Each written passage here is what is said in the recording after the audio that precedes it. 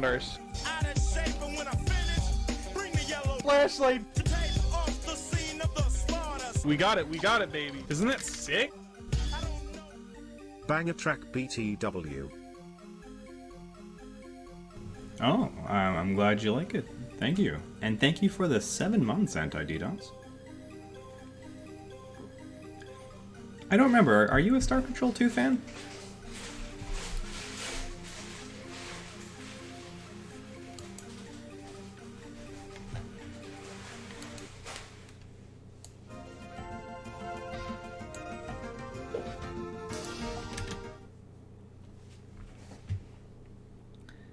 Always enjoyed the OST. It is pretty good.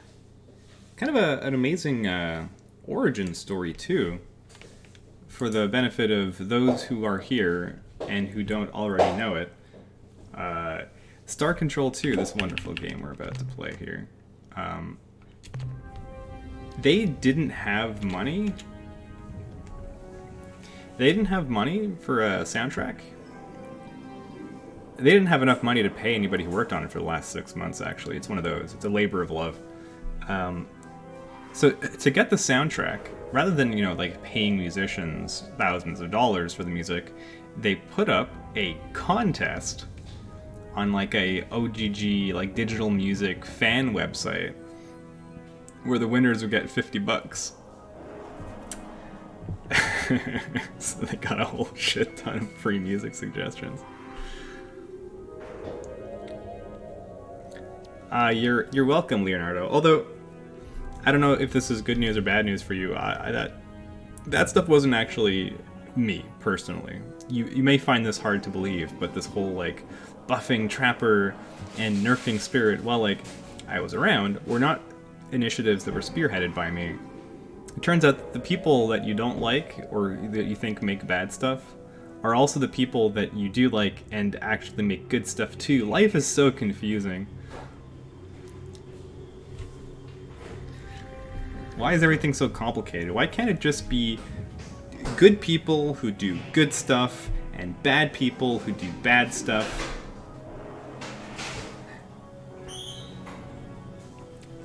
Fortunately, it's not like that. So, last time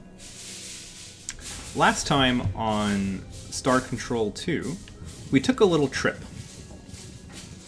We headed out over here, and we met a species called the Ors. The Ors are interesting. We were expecting to find a bunch of robots made by humans called the Androsynth out here, who are very angry about how humans treated them. So much so that they very gladly joined the enemies during the big space war. However, we've gone out there to find them, and they were all gone. And instead there were these very creepy but friendly aliens, whose language was so bizarre that the universal translator basically gives up half the time, who informed us that the Androsynth are gone and that we should really not ask about them at all. Just stop that, because it makes them frumple. However, by being happy campers, we created some alliance parties with them, and they're going to help us out from now on, so that's good.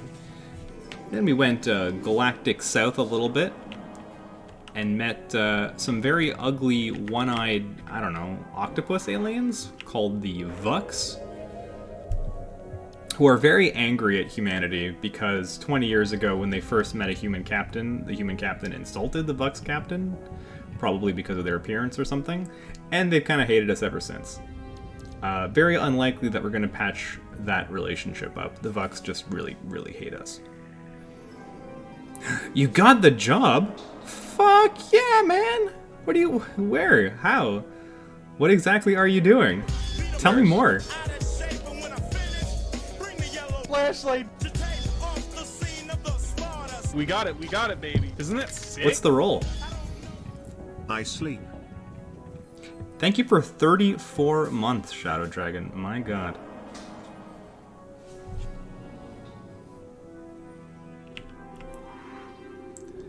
While I wait with bated breath to find out what role exactly Anti-DDoS clinched.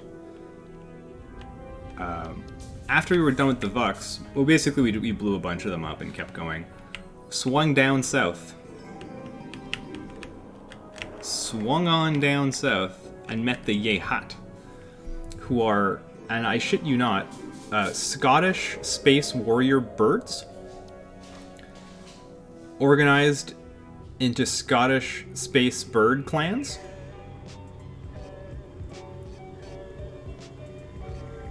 Joshua asked you to apply. Yeah, gotcha. Yeah, we can talk about it in DMs, but I think I have a pretty good idea. Congratulations, man. That's awesome. Can you tell me if you're working locally or remote? The Yehat space birds are, in fact, related to the Pakunk space birds in Toronto. Nice. The Pakunk, who you can kind of just sort of a little bit see over here in the bottom left corner of the space map, who are peaceful, mystical space birds who are currently being eaten to death by evil space spiders, the Ilrath. That basically gives you an idea of what's happening so far.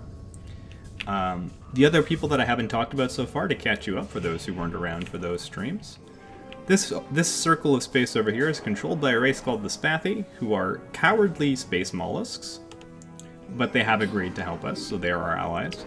And way over here, way out in the deep dark space, is a race called the Zokfot, or the Zokfot Pick. They're actually in trouble. There's another alien race that we haven't met, who is fighting yet another alien race, who we haven't met. And these guys are caught in the middle and they're getting obliterated. So we need to get out there and help them out. But it's very dangerous out there. So.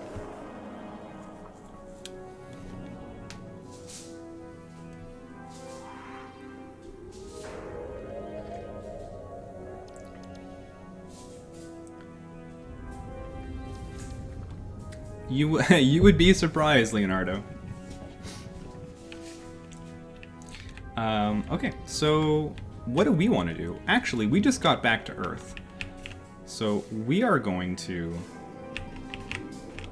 I think we've got like a whole bunch of cargo to off... We have no cargo to offload. Why do we have no cargo to offload? Do we have a lot of money?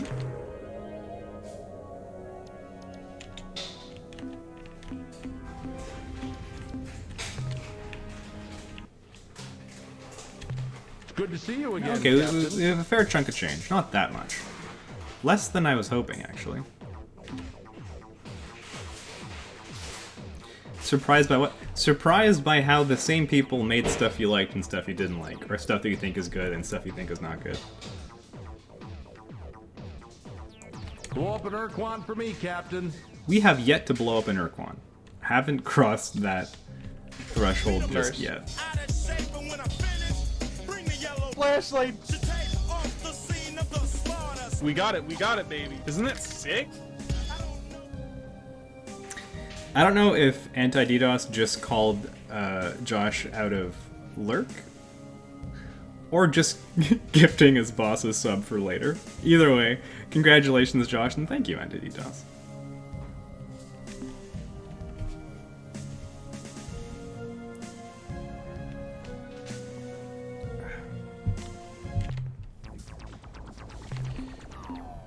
So let us fuel up.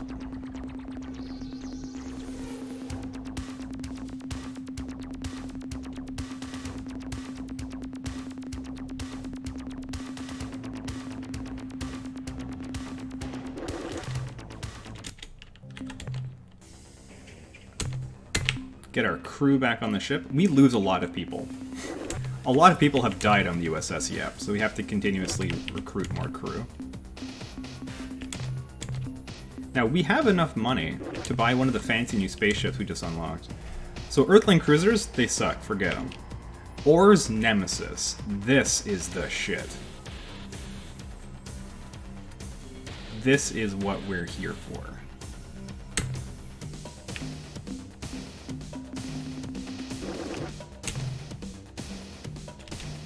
I can only really afford to buy one of those right now, though. What else do we want to do before we head it out? Maybe we should buy some turning jets, because our ship turns like shit.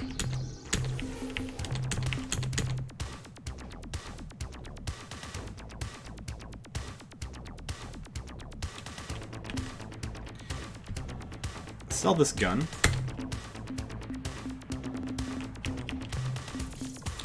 fusion blaster. Impressive.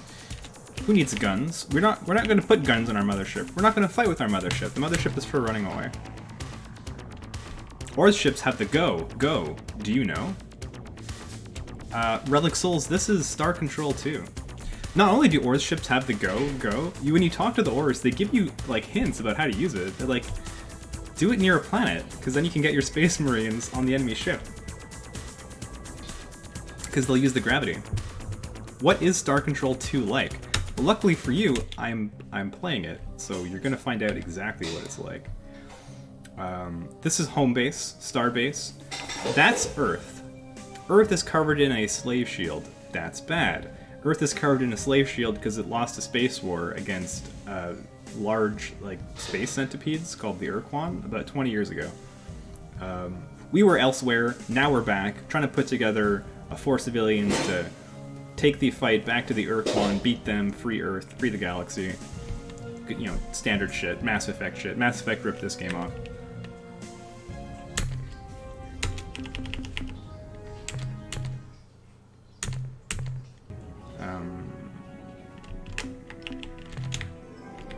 Woo! Ever play Masters of Orion? Yes! I played Master of Orion and then happily upgraded to Master of Orion 2, which I think is the superior game. And I think it might be my favorite, like, space 4X, although I haven't really played many of the recent... Like, Stellaris came out, and I should probably play that sometime. Yeah, I feel like if I liked Mass Effect 2...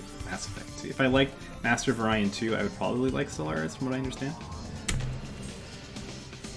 Ooh, Sins of a Solar Empire. I was really big on it. Oddly enough, the more expansions they kept releasing, the less I liked it. I thought, like, the core simple gameplay was good. And, like, I guess I enjoyed the novelty of this. Actually, no, Starbases were cool, but I think, like, the Dreadnoughts were overhyped, and then they kept adding more stuff, and I'm like, I don't know, I kind of rather just go back to the simple original Sins. Personally. Okay, so we have a space mission. This is a game with no quest log. It would actually really benefit from a quest log. Instead, what you have to do is write down notes every time you talk to somebody, every time they mention something kind of interesting. So I have that. I took down some notes.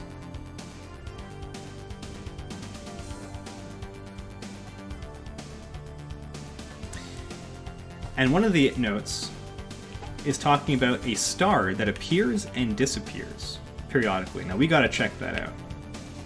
It's probably important. And this star can be found between the Circini and Chandrasekhar star sectors, but only between the 17th and 20th of every month. So first, I have to try to figure out where the fuck that is. I seem to remember being over here somewhere. There's Chandrasekhar. There's Circini. That's good. Alpha Centauri, possibly the best sci-fi 4X. Alpha Centauri is the best civilization game. Straight up. Now, speaking of Alpha Centauri, do I want to stop off at Alpha Centauri before we go anywhere else? I have some data for the Melnorme. Oh, that's a Silandra space probe. The only ship in space that goes that fast. But now we're faster. We have fully upgraded our engines, boys. We're the fastest shit in space. I mean, the fastest ship in space, sorry. So we're looking for the Melnorme. Where are you? It's probably orbiting one of these planets here somewhere.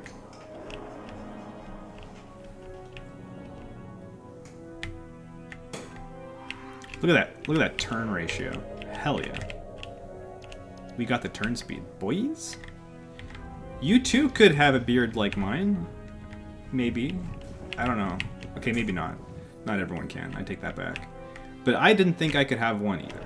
Actually, my wife had to encourage me to even try because I was always very self-conscious about my lack of skill at growing facial hair. It's all smoke and mirrors, guys. It doesn't look as good in person or up close.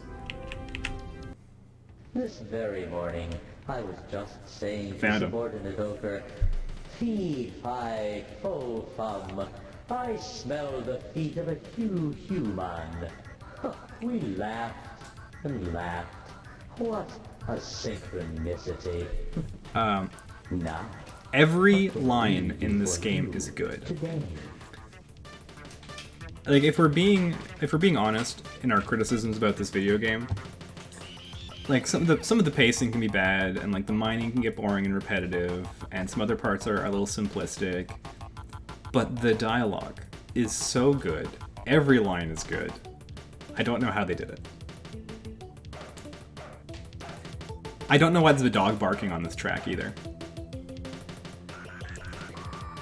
A lot of the amazing randomness in the music is because, like I mentioned earlier, they didn't develop the music themselves. They held a contest with a bunch of amateur digital music people. So they got a lot of weird entries. So instead of paying artists thousands of dollars, they paid contest winners like $50 each.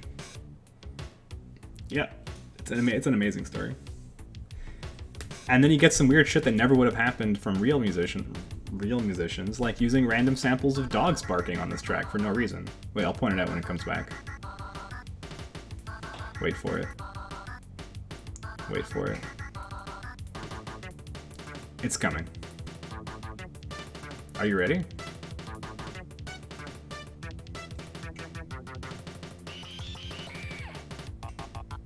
I lied. I forgot how long this was. Let's sell some data. What would you like to sell, Captain?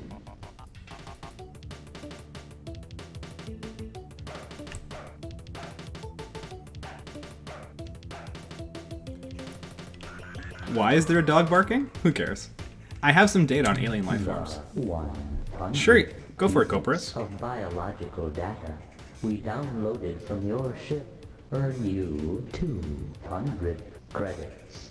What Thank you. would you like to sell, Captain? I wish to sell you a Rainbow World location. Something cool we found in Vux Space was a planet that dazzled our sensors. It came up as a Rainbow World. Very unusual. Your ship's log indicates that you discovered the whereabouts of one of the Rainbow Worlds, which so fascinate us. In exchange, we will give you 500 credits. Thank you. What trade items would you like to buy today? Give me the tech. No Man's Sky. I haven't played it. I followed the controversy when it first came out. I was in a dark state of mind and was enjoying the schadenfreude of watching another game fail. I'm not proud of that. I don't know why I was in such a dark place, but I was. And I was like, haha, that game failed and everyone hates it. I feel really bad about that. I wish differently, but that's where I was at the time. Then from what I understand, I still haven't played it. From what I gather, they put their heads down and powered through some extremely harsh community backlash with good update after good update after good update, and haven't stopped for 5 years. And now everyone looks at that and says, these guys are the best, and this game is the best, and everyone should strive to be as good as they are. And I think that's a beautiful story.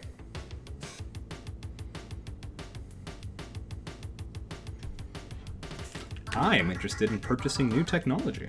The technology we are now offering includes details on how to add point defense laser systems to your flagship. Sounds worthless, actually, but unfortunately you have to buy every technology in the order that they offer it to you. This is another thing that could probably be improved about this game. I mean, hey, Retro Jerky, you are welcome, but don't think that I personally designed and implemented every single change that you're going to see in the mid-chapter. It's too big for that. I did way more work on a single mid-chapter than I ever did before, but even I am not able to do everything you're going to see. It is a huge patch. The whole live balance team pulled together to make it happen.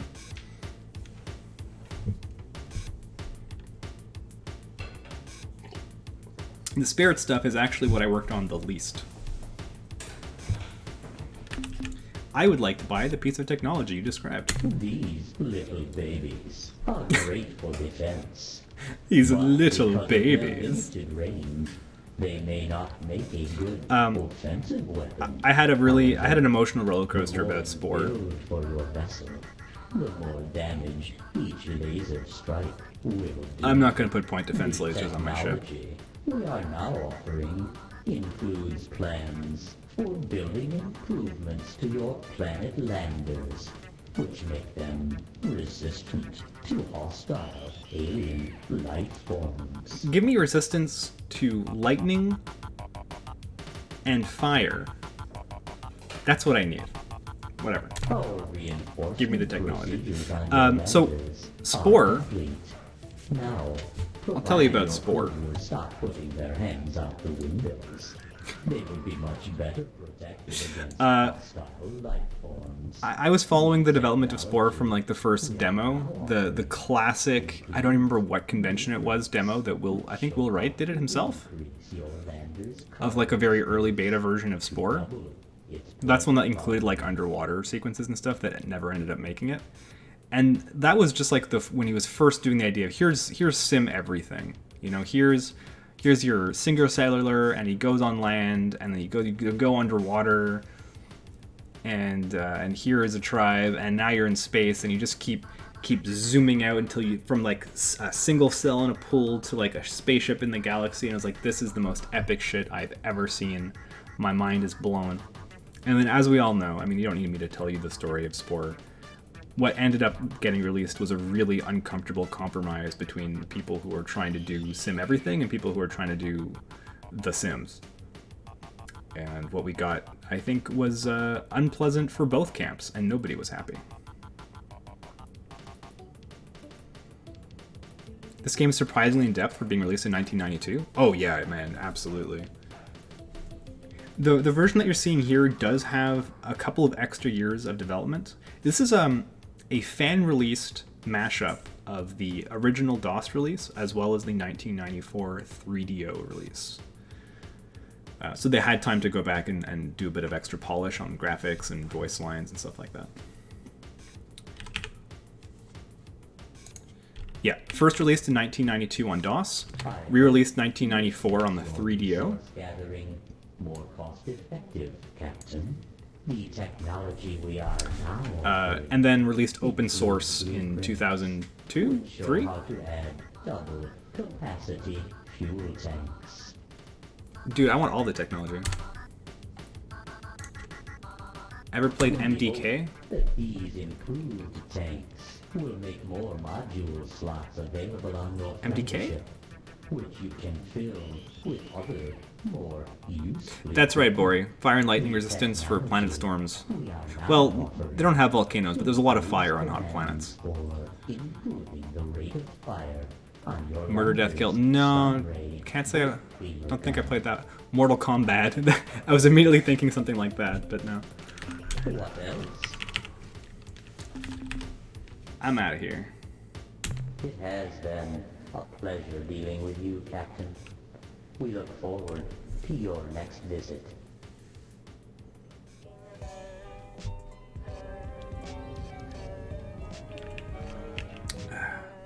I must warn you, Captain. What are my thoughts on Star This is the Citizen? time Oh of the boy. month we know Oh no boy, oh better. boy, you picked a good By one. You might not accepting know a this. card of bargains.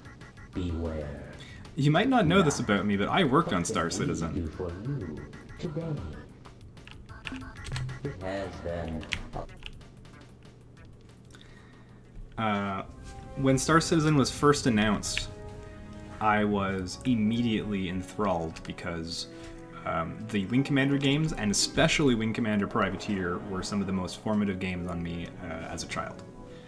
I grew up, my elementary school years, let's say, were in the 90s, and so I ate up the whole Wing Commander series, and my favorite of the whole bunch was Wing Commander Privateer, which instead of being, a military campaign on a carrier, a space carrier, instead it was you're free in this galaxy, or at least, these star systems, and go and make a life for yourself, and you can be a pirate or a fighter or a trader. Actually, no, that part was very underdeveloped, but still, you could fly around and you can do missions and explore, your little nick of the place, and it was super atmospheric. The soundtrack's a banger, and I just wanted like Privateer for the modern age, which they almost did a few times. Chris Roberts, actually not responsible for Wing Commander Privateer, if I understand correctly. It was his brother's team, Aaron Roberts.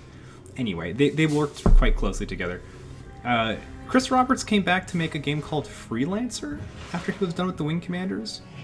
And apparently that was a traumatic experience for him because he kept not releasing it until Microsoft basically grabbed it out of his hands and forced him to wrap it up and release it, and he was very, very salty about that. Freelancer's still a pretty good game. Didn't quite scratch my Privateer itch, but it was pretty good. And in fact, I think he got so mad about that Chris Roberts went to go make movies in Hollywood? Question mark, question mark, question mark for a few years? I think he produced Lord of War with Nicolas Cage.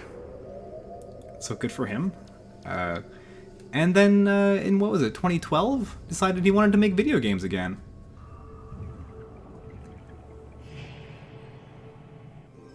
Not God of War. The one where Nick Cage is a weapons dealer. You know. Did I get this version of Star Command 2 from SC2.SourceForge? I don't think so. I don't actually remember where I downloaded it. Look up Urquan Masters and you'll get there. This story is taking way too long. Okay, so Chris Roberts announces that he's making a new game. It's called Star Citizen. It's kind of like a spiritual successor for all the Wing Commander and stuff. And I love the whole thing. I am immediately a Kickstarter backer. Sign me up. I'm down. Like a year later, I finally get my first game industry internship at Behavior Interactive. And it just so happens that they're doing contract work on Star Citizen. And I impressed them, I think, enough during my interview about how much I knew about this game and how interested in it I actually was, that they're like, yeah, I think it makes a lot of sense to put this guy on Star Citizen. So that's what I did.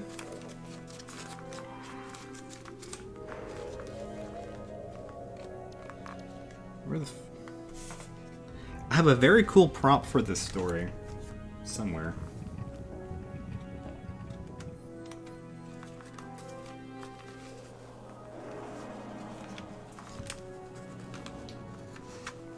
Okay, well, I don't know where my Star Citizen Admiral card is, but I got one of those. I got an Admiral fucking Platinum backer card for Star Citizen.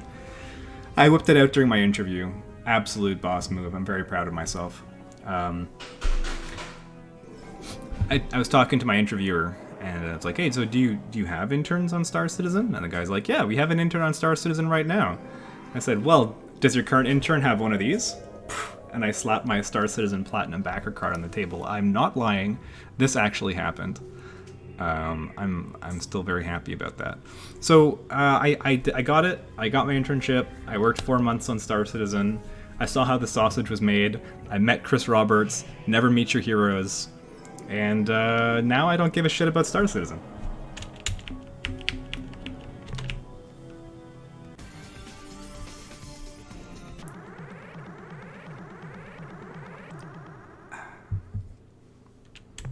This probe is not hostile. Do not attack.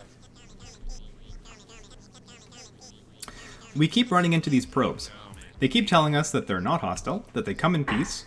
We say, that's cool. Then they say, hold on, priority override. We have to break you down into your component materials now. Big bummer. So... Replication status, 8 replications. Next replication 85% complete.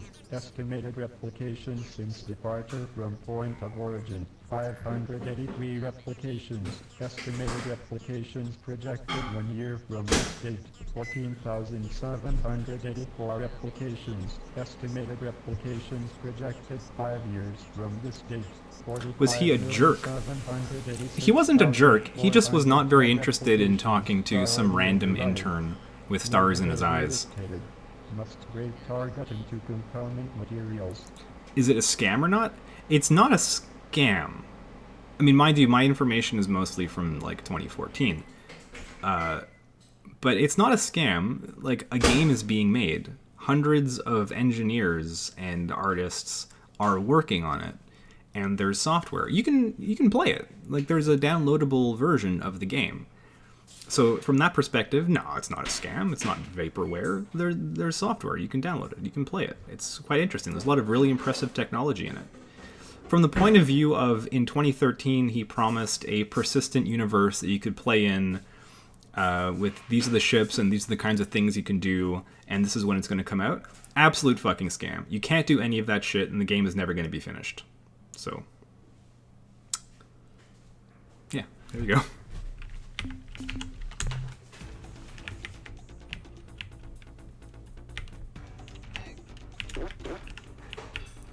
So, this is the combat in Star Control 2. Some of the fun quirks are that when you fly off the top of the screen, you reappear on the bottom, similar to left and right. So we're on kind of like a weird spherical space. It doesn't really make a lot of sense logically, but it plays pretty well. The Silandro is actually one of the weirdest ships. It doesn't have any sort of conservation of momentum. It completely changes direction on a dime. And it can't fire projectiles like other ships can. It just has short-range lightning, so you have to keep it at a distance. The Spathy ship that I'm playing has long-range missiles that track, but they're slow. So if the Silandro doesn't want to get hit by them, it doesn't really have to get hit by them. So you kind of have to wait until the AI does something stupid.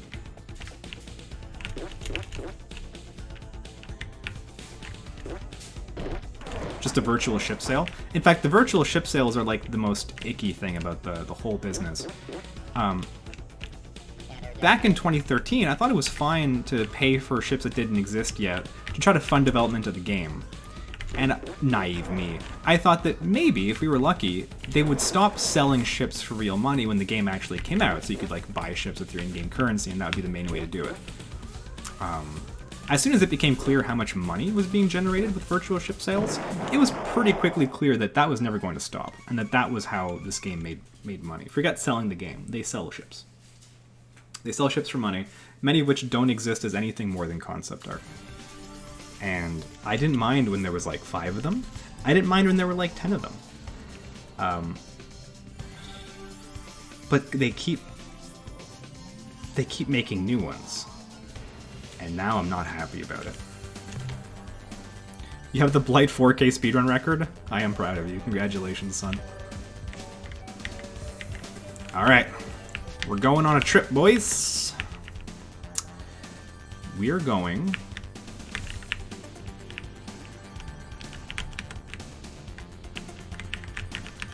to Gamma Circini.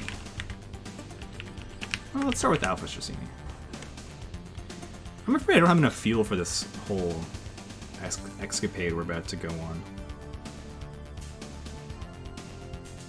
But I haven't got any money, so wish us luck.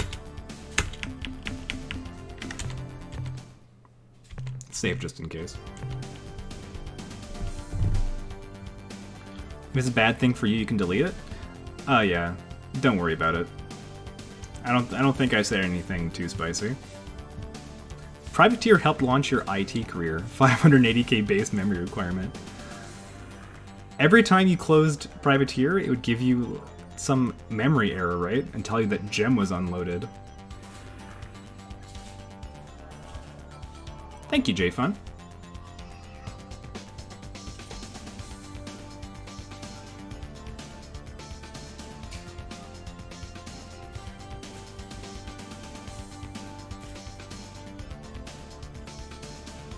I think it was Wing Commander, where when they were debugging it, every time, like the game would always crash when it exited, and it was too difficult, and they didn't have enough time to find the source of the crash, especially because it didn't really matter, you were already quitting the game.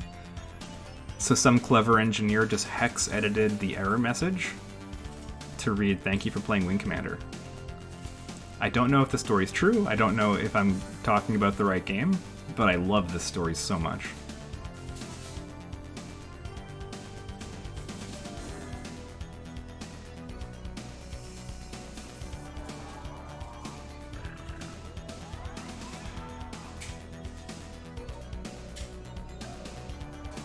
Should I stay hyped for Billy changes as a double engravings main? Why? Why are there double engravings mains? Well, I can't say, really. But the Hillbilly is on that list of killers who are having add-on changes, so cross your fingers and you'll hopefully find out soon.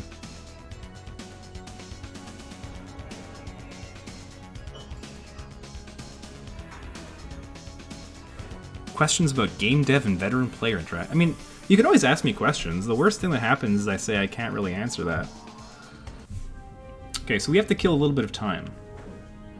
We have to kill a little bit of time here because the portal we're looking for doesn't open until the 17th. And it's currently January 29th, so we have to kill a little bit of time. And we can't waste too much fuel because we're going to have to get home somehow. So we can't do too many frivolous landings. So we're only going to land on very good planets, which this one does not. Take a look at this shit.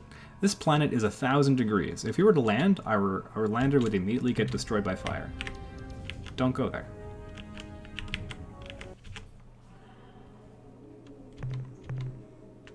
Same deal.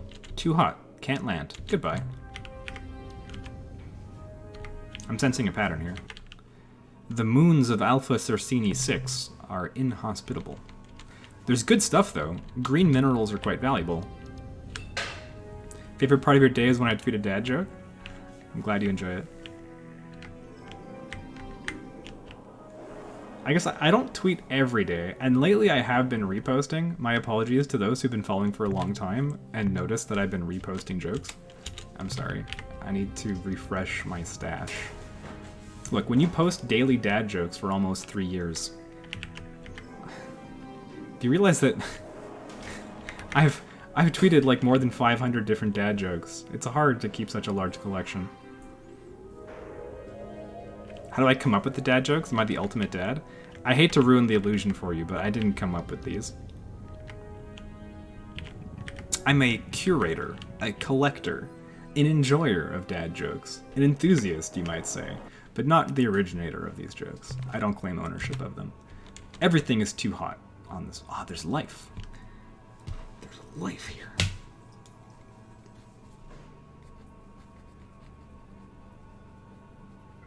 I'm going to make a note of it for when I have a lander that can deal with 1,281 degrees with tier 7 lightning attacks. Once we have such a badass lander, I'll come back. I'll scoop this life up.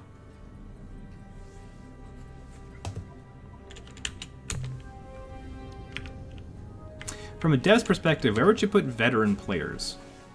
Like people who played since the start, on knowledge about the game and what should be done compared to the devs themselves. People like that probably have some insights into like how things work, what they can do, that exceed probably what the developers know. It can often happen. But what they don't have is context about the game as a whole for the entire player base.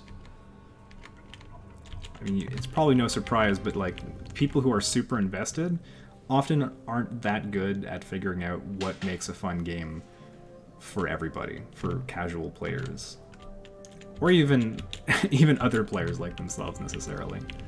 What am I trying to say? Being very good at the game and being good at game design are actually very separate skills. Not contradictory. Some people can be good at both. But it's hard to be objective about a game when you're so personally invested in it, let's say.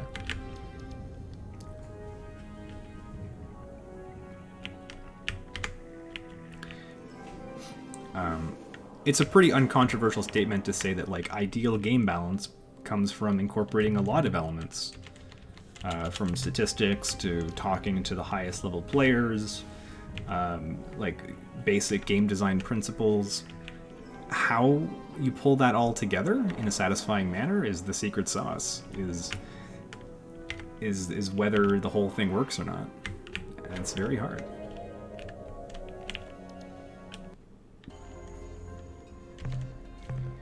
Radioactive world. It's so hot. Do you guys want to try to brave 900 degree temperatures to grab those radioactives? Let's live a little. Let's live a little.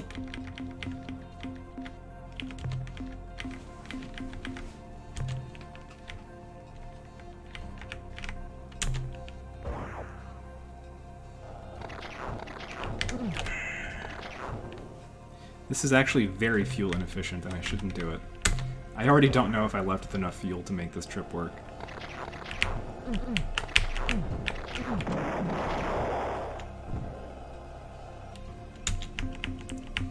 Rip.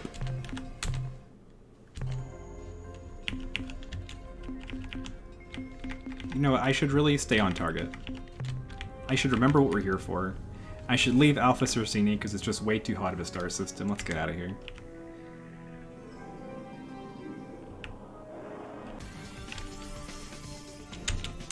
Does NDA mean I can't tell my mom? In my Twitter lore, you're the creator of the dad jokes, and that's the lore I'll stick with? Alright, that's cool, Angel Wings. I'm glad.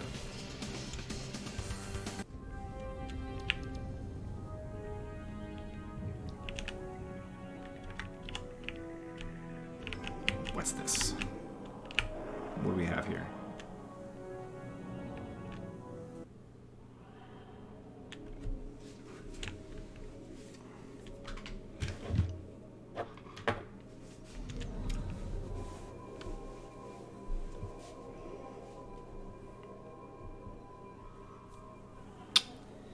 Yo, Bacon. I ever tell you about the time I quit my job at the cement factory? Work just kept getting harder and harder. Level 8 lightning. We don't go.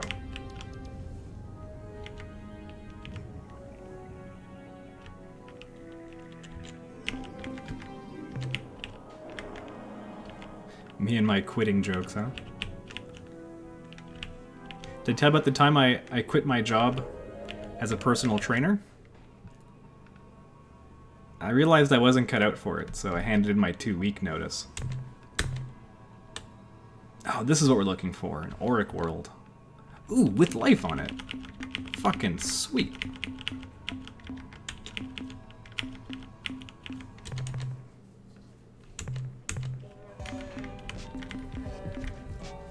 Did I tell you about the time that I quit my job at the helium balloon factory? I told them I would not be spoken to in that tone.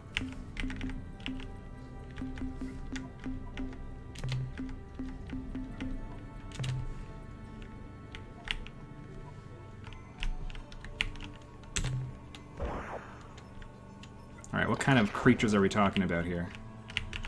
Oh! It's those evil... Fuck, it's those evil land octopus or whatever. Evil fungus? Now, last time we found them, they kicked our ass. But this time we have a much faster lander. And we have protection from living creatures. So, we do stand a chance this time.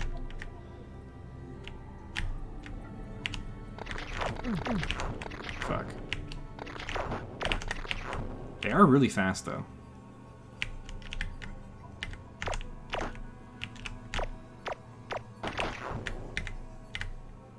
Do I not have a space shit that shoots backwards? My space shit does shoot backwards, but my lander does not. Actually, my space shit doesn't either. I actually sold the backwards shooting guns to buy more turning jets, figuring that I wouldn't take my main ship into a fight anytime soon. Son of a bitch. We'll be back.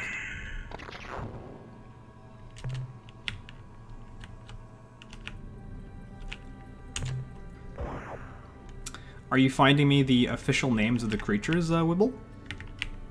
I never knew them. Mysterious bees. It suits them.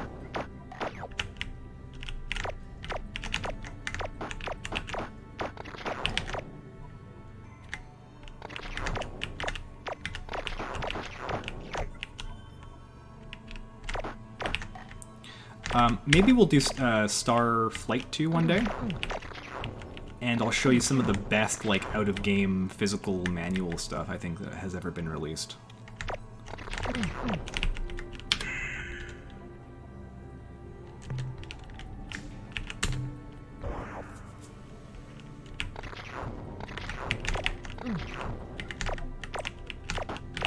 The lightning is kind of bullshit. There's, like, nothing you can do about it.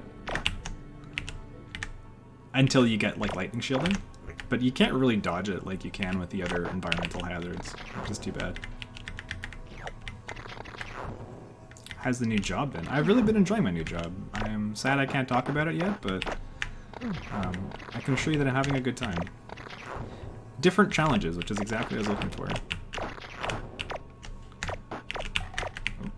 On Dead by Daylight, I was doing a lot of team lead, a lot of management type of stuff, a lot of game design stuff, in addition to like actual programming, which I wasn't getting as deep into the technical tasks as if I'd been focusing on it constantly. And what I wanted to do with this new job was focus a bit more on the engineering side of things. Not because I don't like to do management, but I feel like that is the eventual path that my career will take me on. And I don't need to do that just yet. And to be the best version of myself, I think I want to challenge myself on a technical side first, while I'm still pretty young, you know?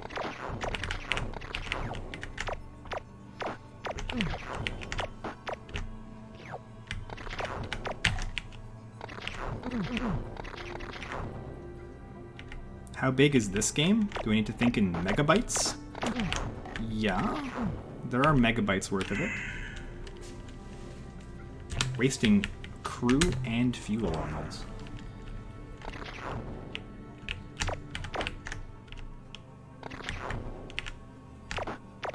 Stupid fungal squid. I am not going to comment on that one, Bori.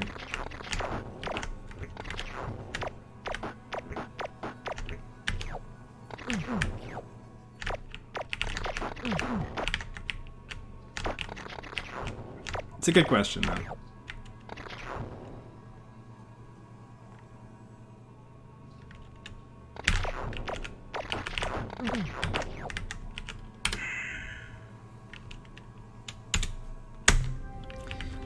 The game I'm working on is pretty early in development, so it might be a while before I can really say more about it, unfortunately. I wish it were otherwise, but that's the way it is.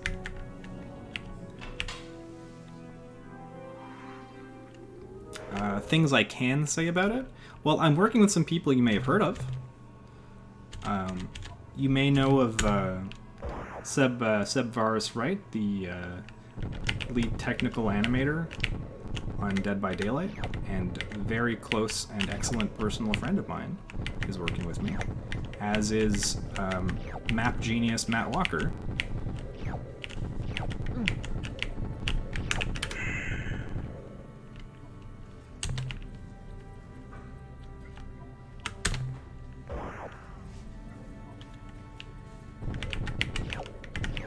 Gotta scoop up that good shit and not get destroyed by earthquakes. I said not get destroyed by earthquakes.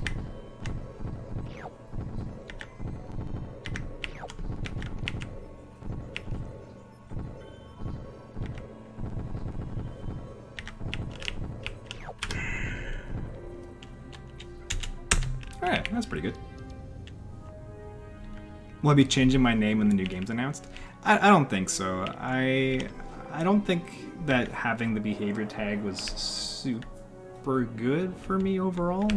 Maybe it was, maybe for like some initial channel growth, but I'm comfortable, I think, now having just representing myself out here in virtual space.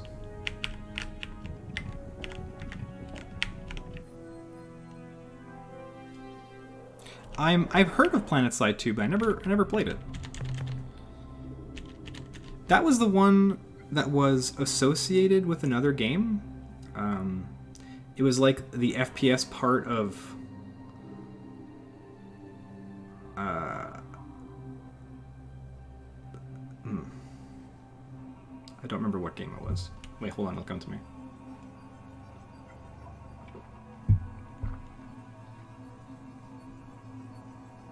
You're thinking of the EVE Online thing. I am thinking of the EVE Online thing.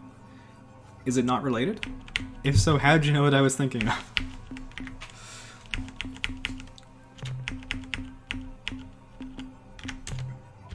Dust something. Yeah. Yeah, okay, yeah, you understand me completely. No.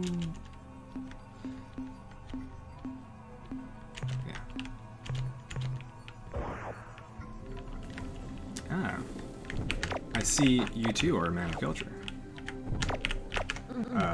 Nude man on bike. Oh, I looked away and I took mad damage from an earthquake. That feels bad, man.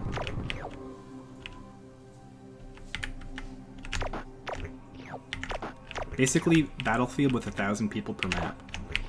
Well, that's fucking nuts. Just imagine the balls on some development team that sits down. They're like, well, we have no idea if our online game's ever going to be able to sustain, you know, a stable population, because no online game does when it starts.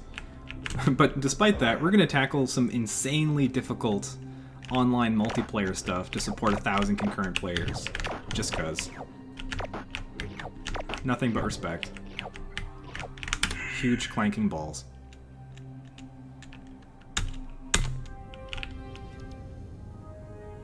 Have I met the sexy lady aliens yet? I haven't.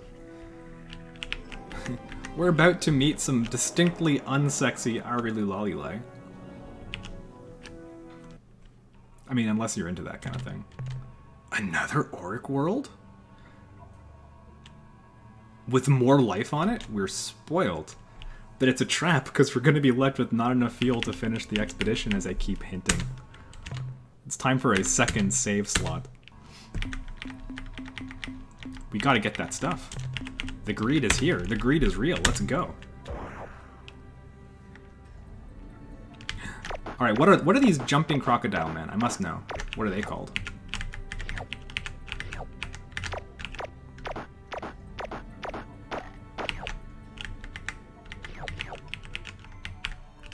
Making a list for behavior to give you your stuff back? Didn't they send you an email saying that they gave you your stuff back?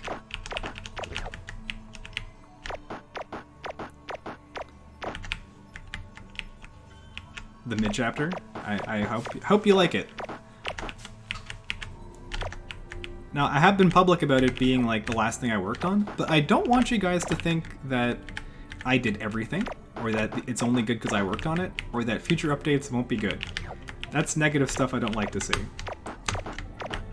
I couldn't have done it by myself. There's still lots of amazing people who are working on the game. More good stuff is coming, don't worry. Those are Yompin Yimini. Okay.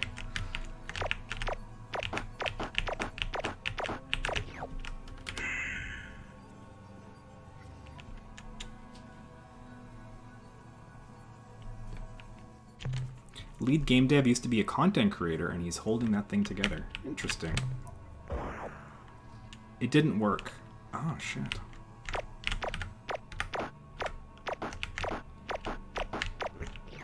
Sea monkeys are not called shrimpanzees.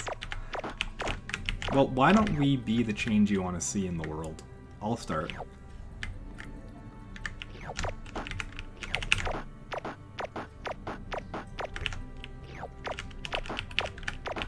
Hello, Namtar.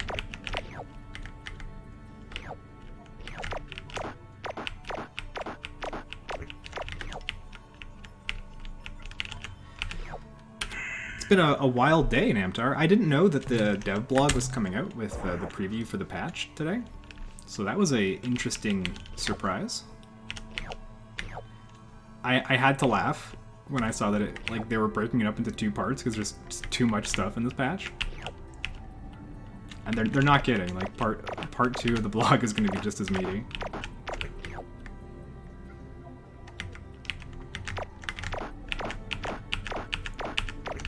Another thing happened today.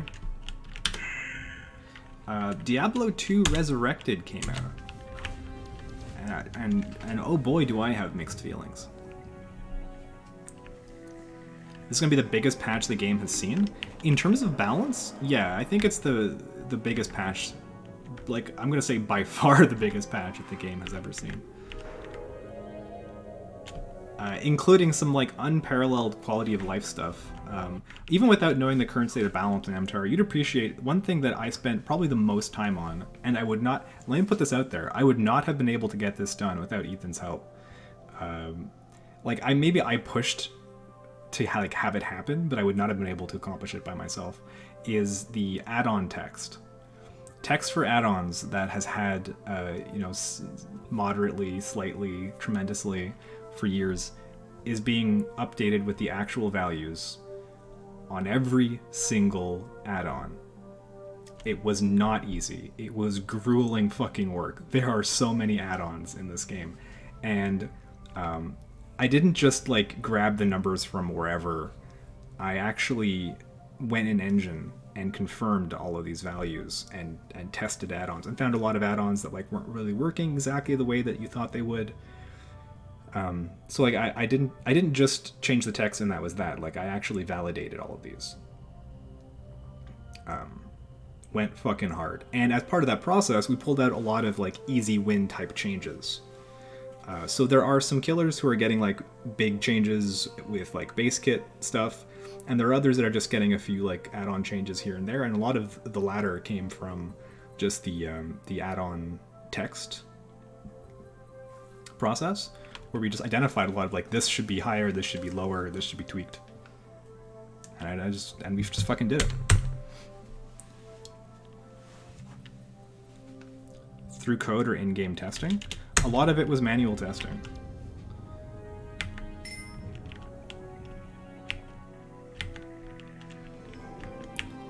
I didn't run every single add-on in the game.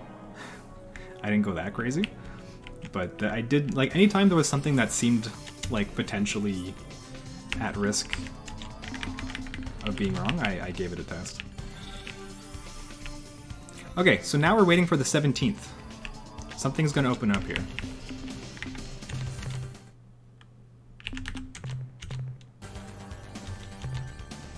In the meantime, I think I'm gonna get mobbed by a bunch of Silandro probes. We're probably going to do something about that sooner rather than later. Oh, it's the Arilu! Hello, my little one. I am so pleased to see you. You have done well for yourself.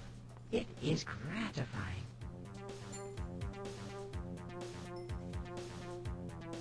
You sound as if you know me. Have we met?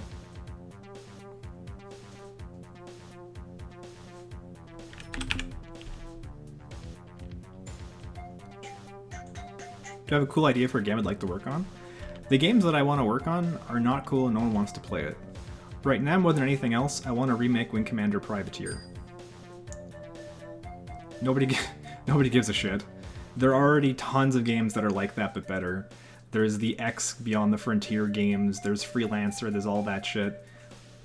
But just, I don't know, just to fulfill a lifelong dream, I want to just go into a little hole and make, like, my version of Privateer. Oh yeah, how's Tribes of Midgard? Another DBD dev story. Former DBD dev and absolutely amazing human being, Stefan Horvath, is currently working on Tribes of Midgard, which I haven't had a chance to check out, but looks pretty cool. I forget myself. Of course you don't know me. You are from Unzervault, not Earth. We are, however, how shall I say, related. It has been many of your years since I have been to our planet Earth. We are known among your kind by many names, some of them flattering, some of them not. The one we use most often was given to us by the children of the Celts, a wonderful culture. They called us the Arilu, the Arilu Lalile. The Arilu Lalile. We were part of the Alliance of Three Stars, along with your kind, until we decided to return to our how would you say, reality, when it became clear that your people would be safe enough under the Urquan slave shield. I'm gonna turn it up for these guys. So there are 2 extra-dimensional aliens in Star Control 2. We've already met one, the Ors, who say that they come from below, and say that they also know the Arilu, who come from above, and they're not a fan. The Ors might actually be just one entity. The same way that one hand coming up, let's say, through water might appear to be 5 individual entities, or the other way around. The Ors appear to be individual aliens, but are probably just one terrifying extra-dimensional entity. Anyway, the Ors come from below, the Arilu come from above, and the Arilu are the gray aliens who have been doing weird stuff on Earth this whole time.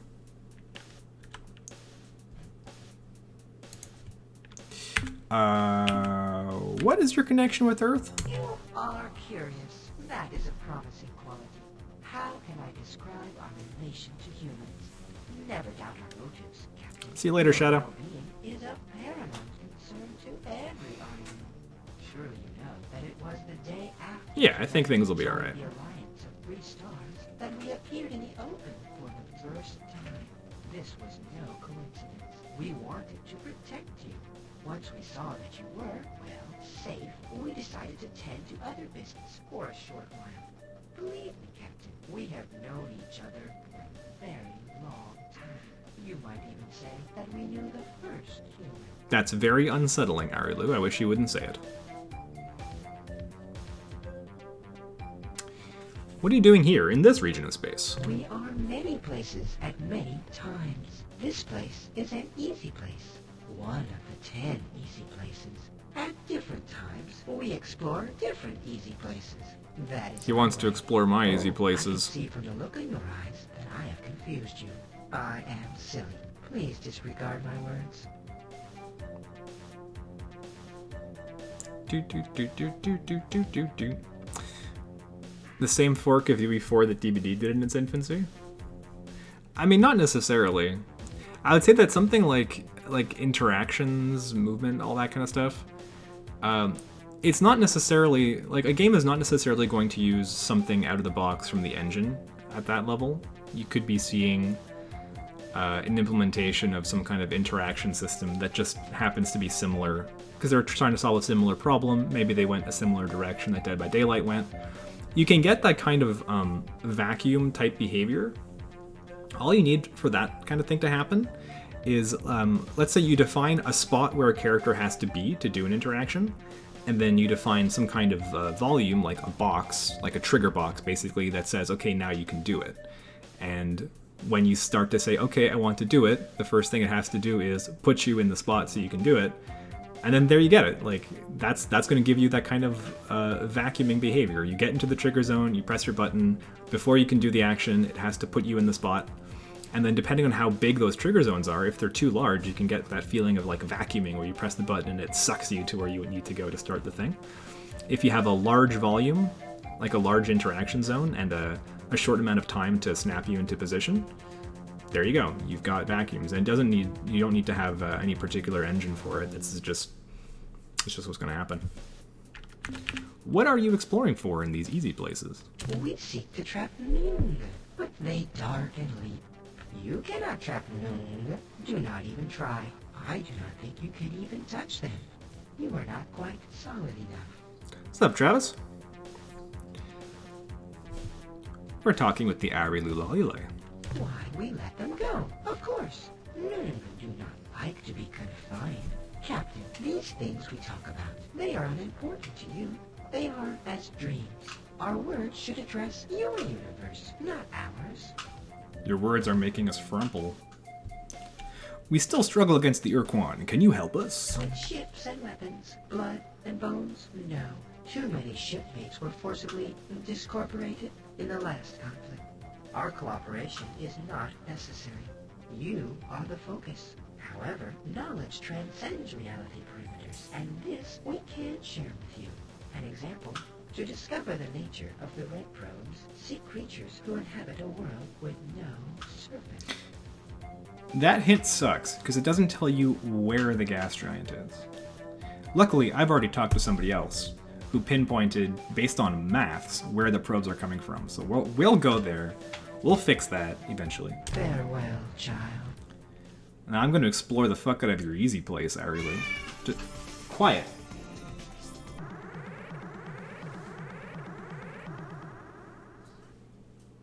Here's the very same probe he was talking about. We come in peace.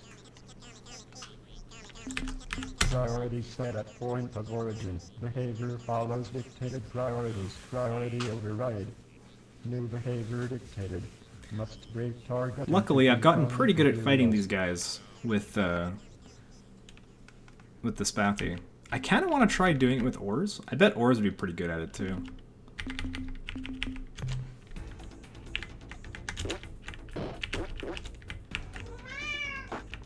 What do you want?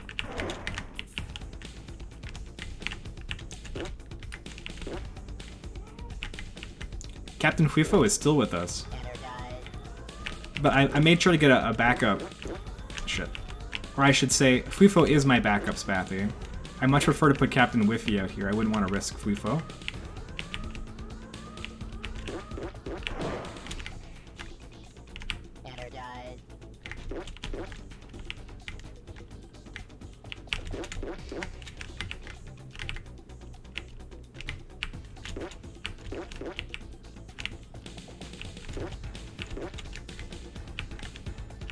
I understand it is a little bit disorienting if you're not used to this game, about how my ship flies off one side and then goes to the other. Just imagine that in Star Control 2, all space is spherical. Oh shit. He zapped my butt.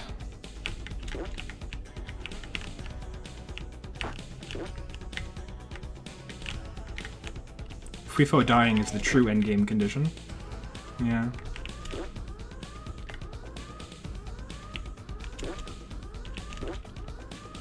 It's not spherical, it's a donut. It's toroidal. One more missile will do in this Slylandro. Got him. I have fond memories of chasing you, Slylandro. Yeah, you were the kind of player who would pick like the most fucking unplayable ships because you didn't know what to do against them. Like this motherfucker played Slylandro and Supox just so he could fly weird and be hard to shoot at. Always a bit of a contrarian. Supox is garbage, by the way. But he tried. He tried to make it work. Alright, I suspect the star's gonna open up right around here. Good game against Chinjezu. Which is good, because you know me. Chinjezu is my jam. That was my #1 ship.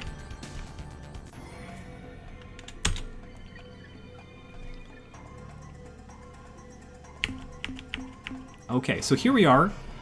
We have found ourselves in quasi-space. Now, that green...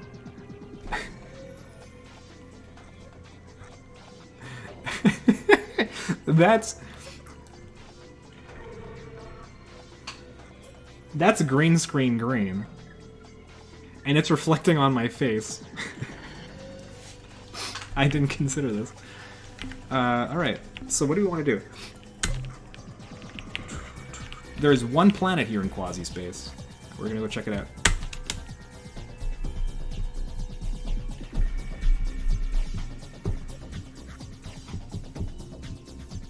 Pick a random portal. No, wrong. Incorrect.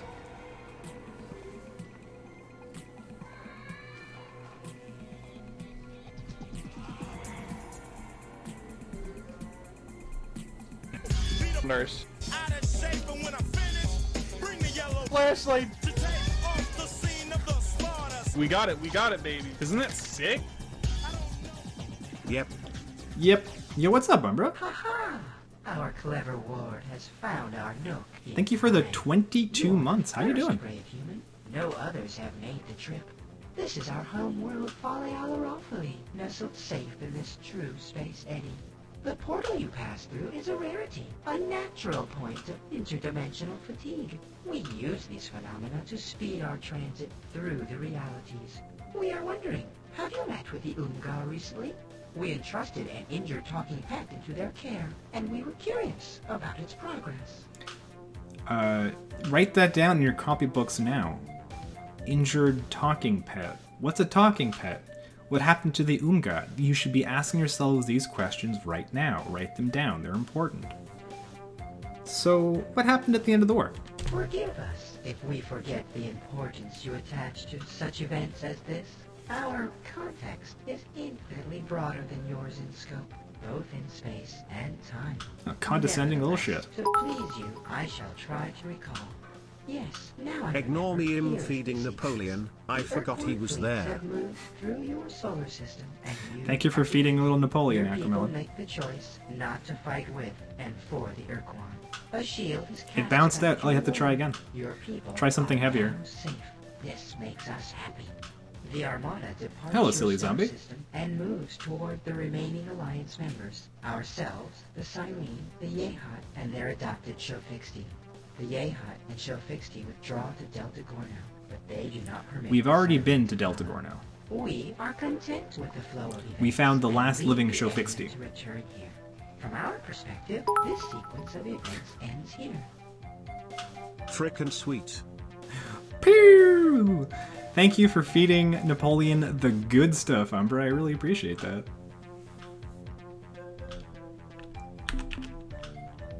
What are they up to?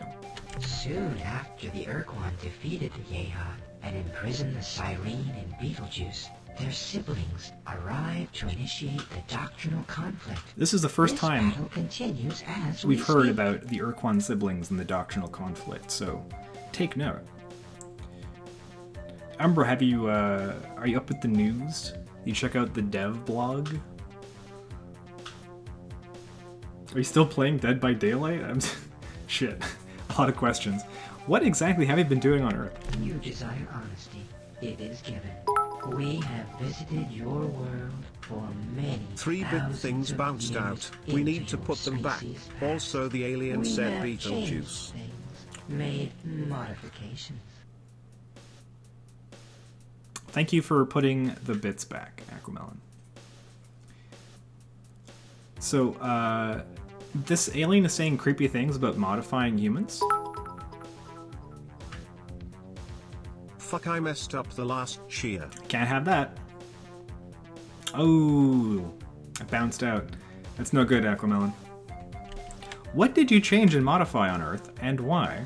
Our motives are multiple. Our desires complex. Part of what we do on Earth is for your own protection. There are parasites, creatures who dwell beyond. They have names, but you do not know them. They would like to find you, but they are blind to your presence unless you show yourself.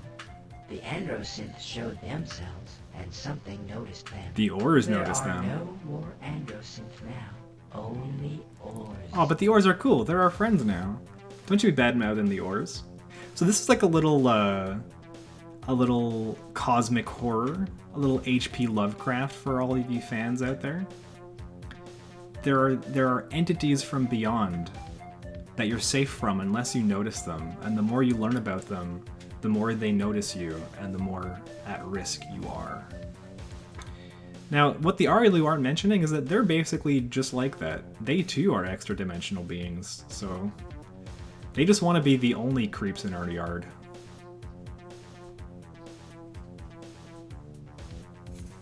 This sounds creepy. Please go on. No. In a way, ignorance is your armor, your best protection. They cannot see you now. They cannot smell you. Much of our work with your people involved making you invisible, changing your smell. If I tell you more, you will look where you could never look before. And while you are looking, you can and will be seen. Oh no. You do not want to be seen. We have to reapply our cosmic deodorant. You said you had much to give my people. Can you be more specific? As you know, we live in a dimension adjacent to hyperspace, which we call quasi-space. Our ships move. I have read some SCPs, but I don't know no Anti-Memetics Division. Although many such weaknesses or portals exist which lead from our dimension, quasi-space, to various locations in hyperspace, there is only one naturally occurring portal which will transport a ship from hyperspace to quasi-space. We therefore find it convenient to generate our own portals artificially, with focused dimensional fatigue rays. Give me one of As a those. sign of our long-standing relationship with your species, we would happily fit your vessel Yes. with a portal Yes. spawner of Yes. its own. But your ship is so massive. No, no, no. Ineffective. However, we suspect Yes? you may find a sufficiently powerful warp. Yes. Also, just a reminder, in the new Mario movie, Chris Pratt is Mario, Charlie Day Alpha from It's Pavonis. Always Sunny is Luigi, Jack Black is Bowser, Keegan-Michael Key is Toad, and Seth Rogen is Bowser. This is a weird fucking timeline.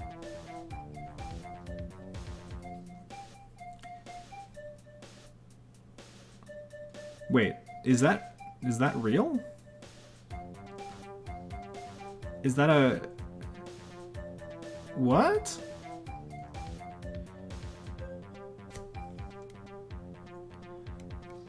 This is so fucking weird. Manuela, thank you so much for asking. Yeah, the job's going really well. It might be a while before I can get more precise about it, but I assure you that I'm having a good time. I haven't watched any VHS game footage, but I've been hearing positive things. Jack Black is Bowser, Keegan-Michael Key is Toad, and Seth Rogen is Bowser. Oh yeah. Seems fine to me. You mentioned a talking pet. How did you find one? We are an endlessly curious species, and we spend much of our time on, how should I say, Seth Rogen's Donkey Kong. During one such trip, we More like Danky Kong, am I right? 420 blaze it, my brethren. Normally, when an Urquhart vessel is disabled, it automatically engages self-annihilation circuits to prevent other species from learning the Urquhart's technological secrets. In this case, however, these circuits must have failed. The Dreadnought did not disintegrate on So this is the same ship that we're about to go loot for its warp core? and were amazed. The Arulu went in and scooped up the talking pet. As you may know, the Urquhart use these non-sentient creatures. Somebody asked last time we met the Urquhart what that little toad was and why he was dancing. That's a talking The pet. talking pet was severely injured, Instead of using computer translators, the Urquhart used talking pets. but it grew clear that without superior measures, the talking pet would die. We turn to the Unga, whom we have known for many centuries. Their bioscience skills are far superior to our own. The Unga promised to do what they could and let us know how the pet fared. We have not heard from the Unga since. Perhaps if you are traveling through their Yeah, we gave them a talking pet. We haven't heard from them since. I'm sure it's fine. Goodbye, my Arilu friends. clever child. This is more for chat because I'm pretty sure if McLean opens a link with this game open his PC exploded, but I can't wait for Seth Rogen to recreate this iconic Donkey Kong scene. Challenge accepted.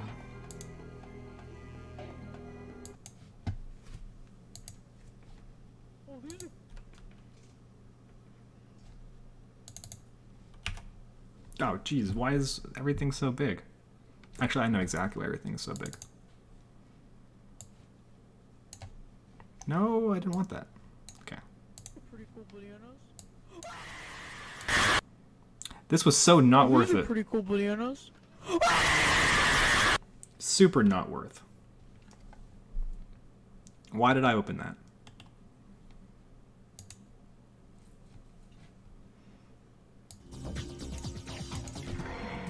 Okay, so now the question is, how do we get ourselves to Alpha Pavanus?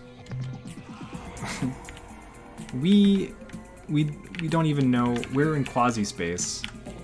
One of these portals is the right one to take us close, but which one? Pick a random portal. I'm not doing that. I'm consulting a guide. I don't have enough fuel to fuck around.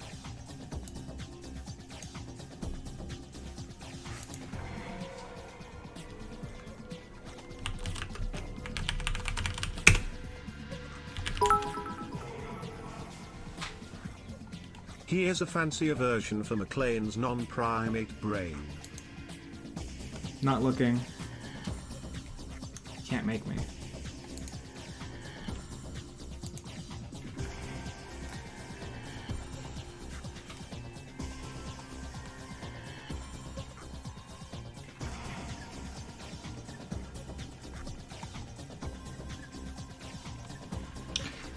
Alright, so according to my star charts, Alpha Pavanus is actually not too far from where we just left.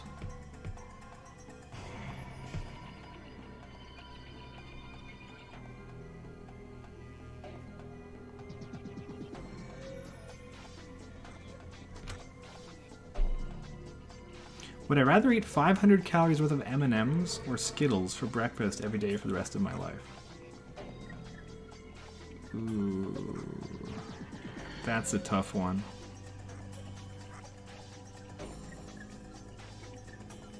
I'm gonna lean slightly towards the chocolate-ish delights of M&Ms. Because exactly what Aquamelon says, goes better with coffee.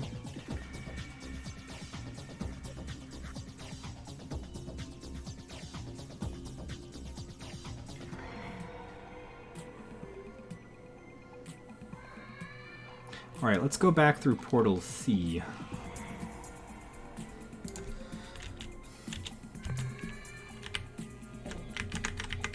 Happens to be the closest one.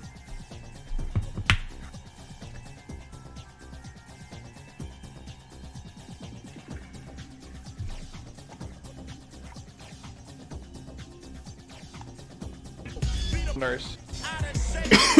Sorry. Flashlight. We got it, baby. Isn't that sick? OMG no DBD. How dare you? Thanks for the 7 months bro and keep it up.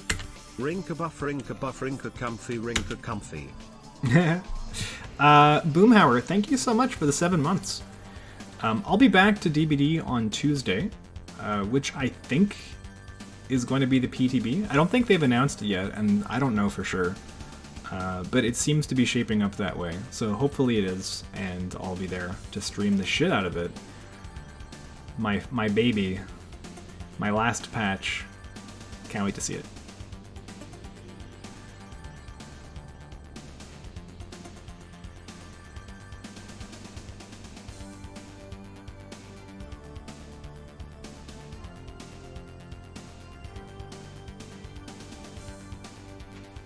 Alright, so we're looking for a crashed Urquan Dreadnought somewhere on the Alpha Pavonis system, and we don't have enough fuel to fuck around. Or we will find out. Ooh, I missed.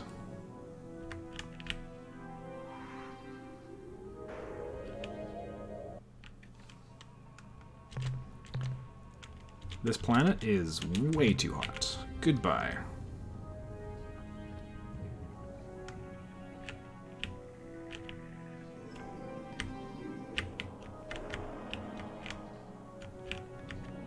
Sometimes it's hard to tell the planets from the background stars. Minor complaints I have about this game.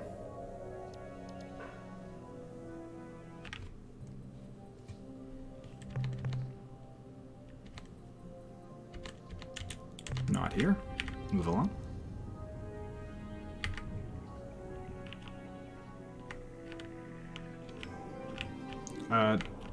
There's a Slilandro in the star system. Which is something that I read about, actually. Fun fact that only really matters to Star Control 2 heads, oldsters. There apparently was a bug in the original version of the game that stopped the Slilandro from entering star systems, which was not intended and has been fixed in a later version of Urquan Masters. Ain't that some shit?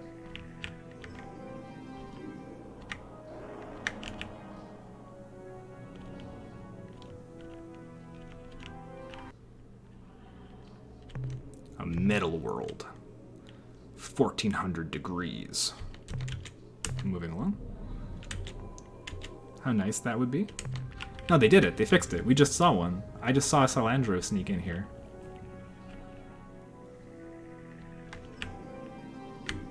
There he is. They now hassle you in star systems.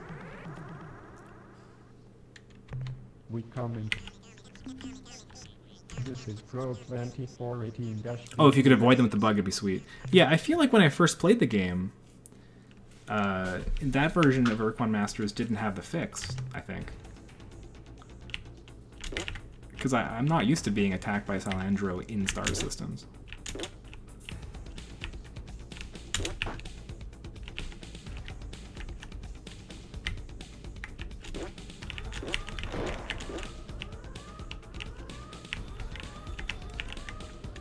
Don't hit the planet. How many times have we lost huge reams of our crew to just slamming into the planet for no good reason? Oh fuck! Speaking of which, want to see it beaten with ores? It's been a while since I played ores, but I'll see what I can do. Next encounter, I'll bust my ores out. The ores are squishier than I remember. Only 16 crew. I think the Spathi are just undercosted. Fucking 30 crew is a big deal. And they're fast and maneuverable.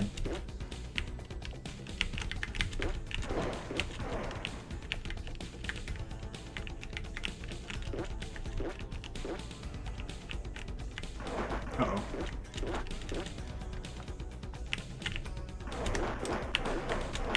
Oh, fuck. Oh, no. Oh, God. Oh, fuck. When the Salandra finally catch up to you.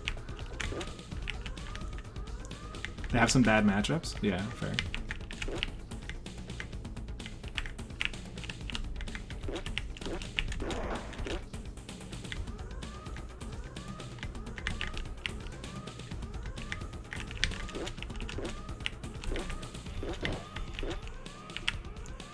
By the way, Acromelon, yes?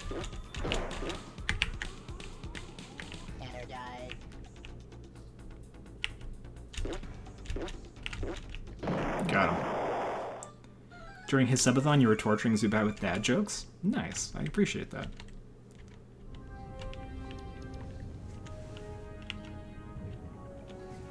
Oh, this is a joke? Okay.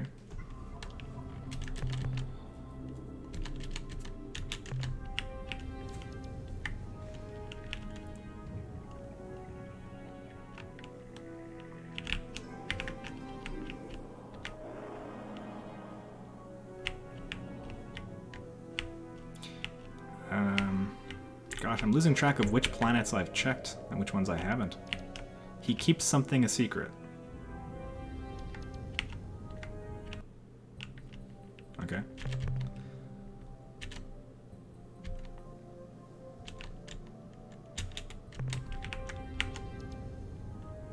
Where is this heckin' dreadnought?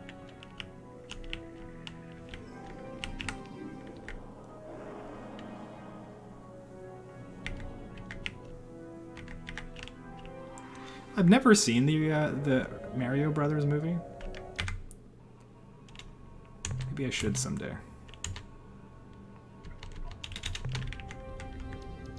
Mario? Mario? I feel like we've had this talk before. I'm just gonna chalk it up to some Canadian shit. Leave me alone. Fucking summer in Brazil.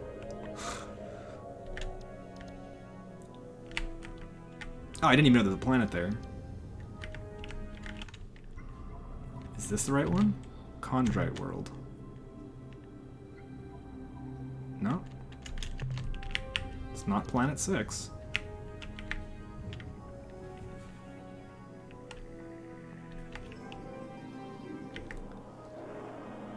I think this little blue shit right here then. Planet 7.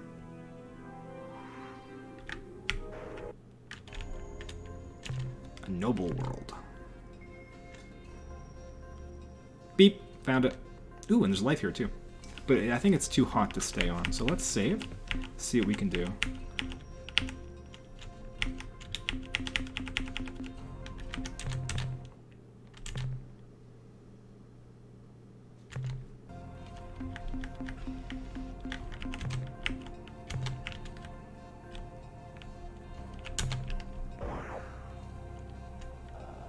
Pretty hot. Not unbearably hot. Report from the surface. Captain, we've located the wreck of an Urquan dreadnought. The fact that there is anything but a hole in the ground indicates that the vehicle had some engine power left to soften its crash. Most of the dreadnought is just so much alien junk. We've made hollows of everything, but I don't think it will be much use to anyone but those egghead xenotechs back at the base. We have found one piece of equipment which is relatively intact. It is a huge hyperspace warp pod. The starboard unit, I think, will bring it aboard. Luckily, that's exactly what I needed. Okay, well, you know, it wasn't so hot that I don't think I can do a little business, so let's do a little business. Let's shoot some worms. Okay, it is actually, okay, it's actually very, okay, oh, oh god. It's really hot. There's so much fire. Maybe it's not a good time to do business. Maybe it's not business time. But I so do love shooting aliens. Now, let's get out of here. Let's get out of here. Although, shit, 17. I don't think we're going to be able to get back to the warp zone in time.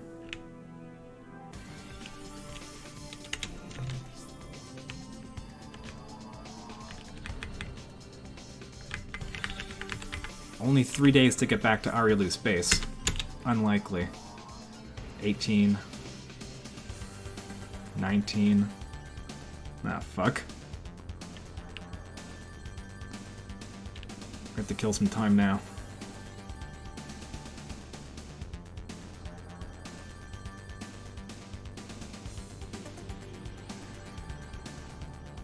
Welcome back, Patty Howard. Always tried to make flamethrower mech work.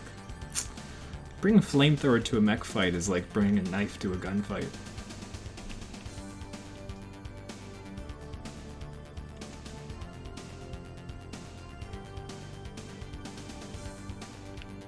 And now we wait until the 17th of April, 2156, so we can go back and talk to some creepy aliens.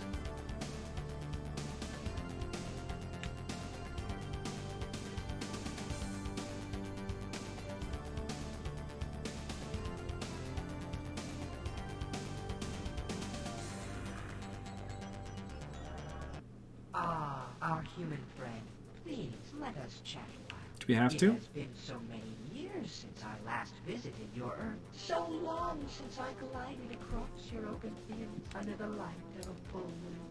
Tell me of Earth.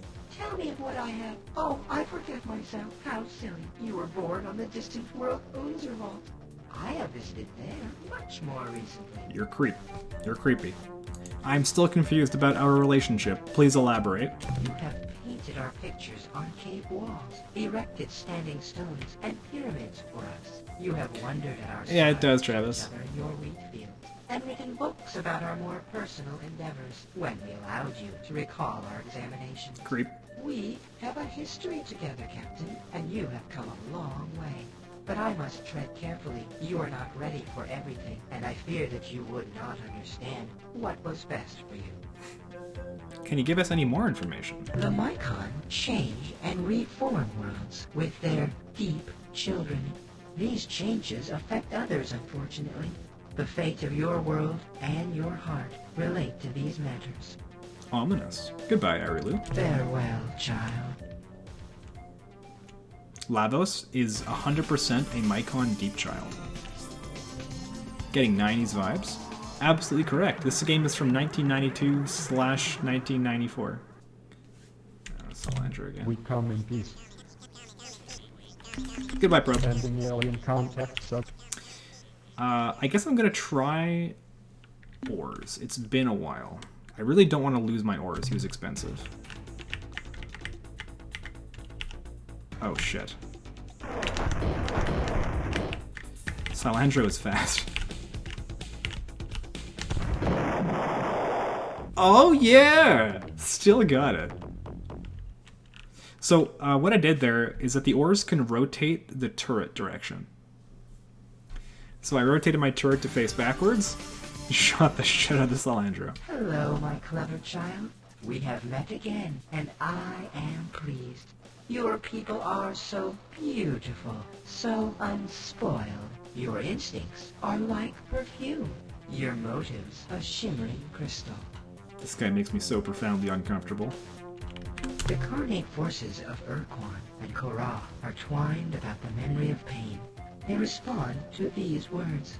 Hold, what you are doing to us is wrong. Why do you do this? This is important, chat. As you know, we never revealed where in the galaxy one could find We our will get back to the Korra and the Urquan. We are not It's the from central, this or your like, time. central conflict in the game, and it's actually very Some interesting. thinkers refer to such realms as other dimensions. Though trivialized, this is a suitable metaphor for your intellect. Perhaps you know of the ores, like us. They are dimensional travelers, but that is where our similarity ends. Do not trust the ores, my human captain. They are dangerous. But as to your question, our relationship, to call our interaction with your kind an experiment, would be much too simple and impersonal. Let us just say that we have a vested interest in your development. You are one of our extended family, just as other sentients in other dimensions have their extended families. We are proud of you as you would be of your children. And someday, well, I have said too much already. Fucking creep. Farewell, child.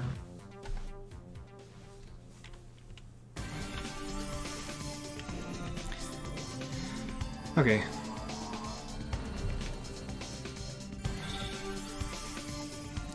2 more weeks sitting in space, talking to any random alien that comes by, waiting for my star portal to open up.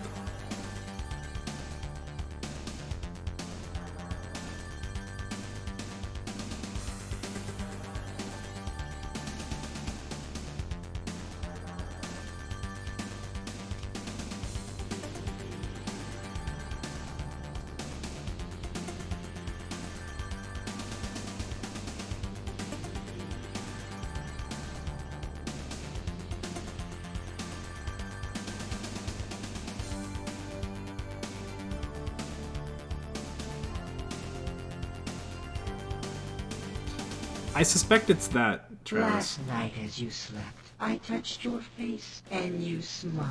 Motherfucker. But now you frown. Wanna touch A my face? pity. Smiling is healthier.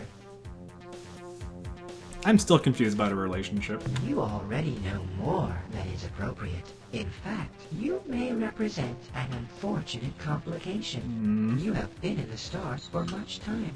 Do you seek the doorway, or are you just passing through? I've already been through. Remember, you can only go over, naturally, for the 3 days it is open. How to find it? Look on your star map from 17 through 20. The variable star shall be your guide. Is an apple just a tree egg? Yes, correct. The enemy of your enemy is your friend, at least for a time. Farewell, child. Thanks, Arilu.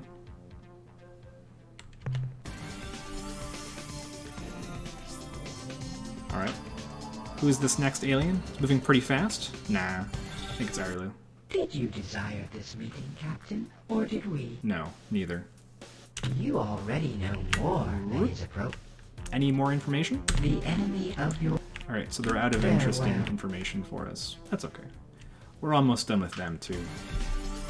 We're gonna head back into their space, get our cool portal spawner, and hopefully never talk to these creeps again. A way to get Arilu in your party? They're gonna give us a few skiffs Did you desire this meeting? when they give us the spawner. Farewell. Which I'm then going to sell, because they're basically useless in the single-player game.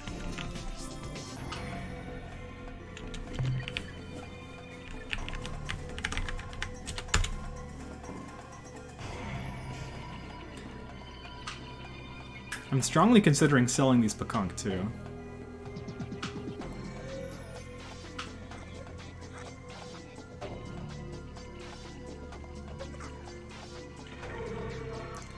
I know, it just feels wrong to treat the Pekunk like that. If you're wearing a shirt inside out, everything in the universe is wearing the shirt except for you. Holy shit. I mean, holy shirt. They are good against the bazooka guys. Prospect The of sharing Druge. the easy Yeah, that's true. way with you excites us. If you have found the Urquan warp pod, this prospect can be made a reality. Here it is, friends. I have obtained the warp pod from the Urquan wreck. What a surprise! As we have always said, humans are a most resourceful and clever species. We are so proud of you, but don't worry that you shall have to wait. We are prepared. Even now, our technical personnel are equipping your ship with a custom version of our portal spawner device. The device is usable only in hyperspace. Whenever it is activated, the spawner will focus several interdimensional fatigue beams adjacent to your vessel, opening a temporary hole into quasi-space. Move quickly through the portal. After your ship has passed into quasi-space, you can choose any of the nearby portals. Make sure to keep back your, to hyperspace. Thus Your saving printed you map the of stress quasi-space time. portals with you at all Be times. aware of this fact. The spawner requires a great deal of energy to function. We estimate that each time you use the device, it will consume 10 of your fuel units. So, like, yeah, 10 fuel's a lot, but you don't spend the fuel in quasi-space, and those portals can cross a shit ton of real space, so it's actually a huge fuel saver. Goodbye, clever child. Don't say it like that. That's creepy.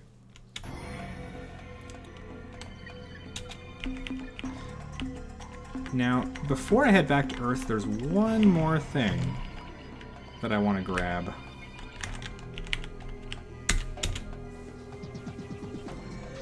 back near Arlu space. If Rick Astley heard the song while he was singing it, doesn't it mean he was the first to be Rickrolled? No.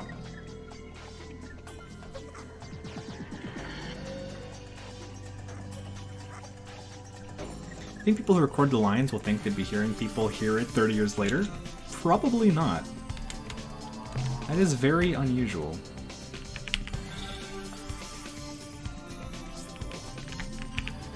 I think there's gold up here. We live in the Matrix, a simulation, and if we exceed light speed, the universe won't render in front of us.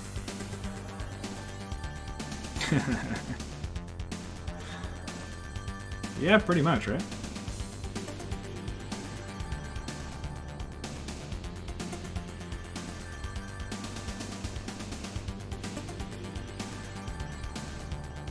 I want someone to make some, like, high-quality creepypasta of, like, a 3D render of what happens as you approach light speed and just watching all the stars fade away.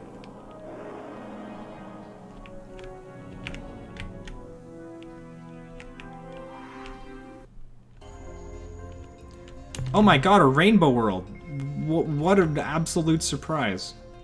I didn't see that coming.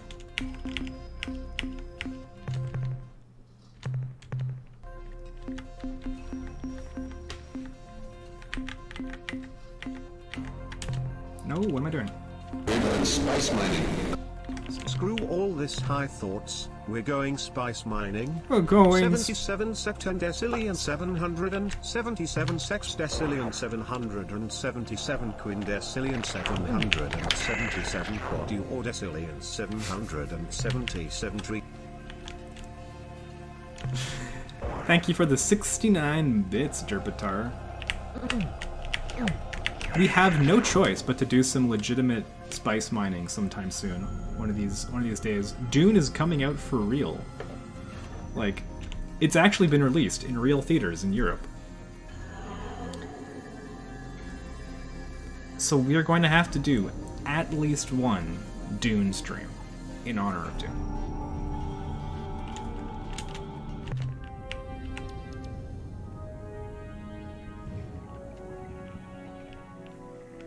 Is there anything else good in this star system? There's a purple world. Every one of us has only 3 or 4 minutes of life left of them, but every time we breathe, the counter resets. I mean, yeah. It's hard to argue with that. Should I make Dune Man on bike in honor of Dune? You absolutely should. I expect to see Dune Man on bike here for the Dune stream.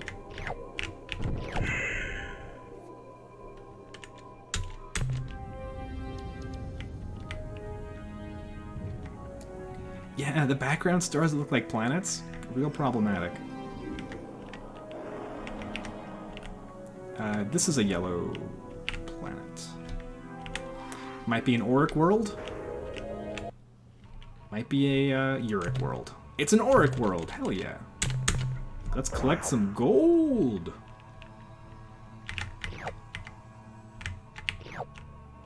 Fuck yeah.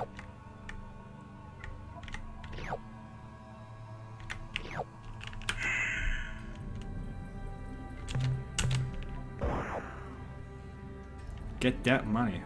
This game is basically Mass Effect 1, but better. Okay, well there's no FemShep, so it's not really better, but it's at least as good.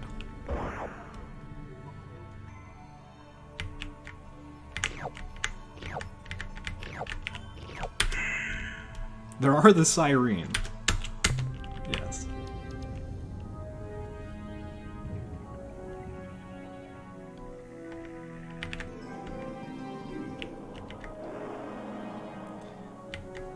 Wait, did I already explore this? I'm sure I already explored this purple planet. Yeah. We done been here. Let us leave. We must go back to Earth. Things are getting a little desperate here. Running low on fuel and crew. Devices. Quasi-portal. Woo! So there's one portal that we need to know better than any other. It's the portal that brings us home. Home, Jeeves. It's, this one. Have you met up with the merchant guys? Yep. We've done a little business with the Mel Normay.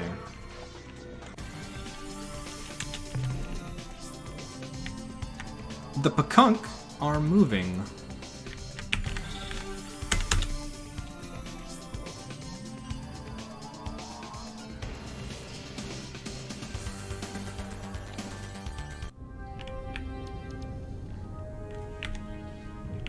I'm gonna track these slippery little bastards down and have another chat with them.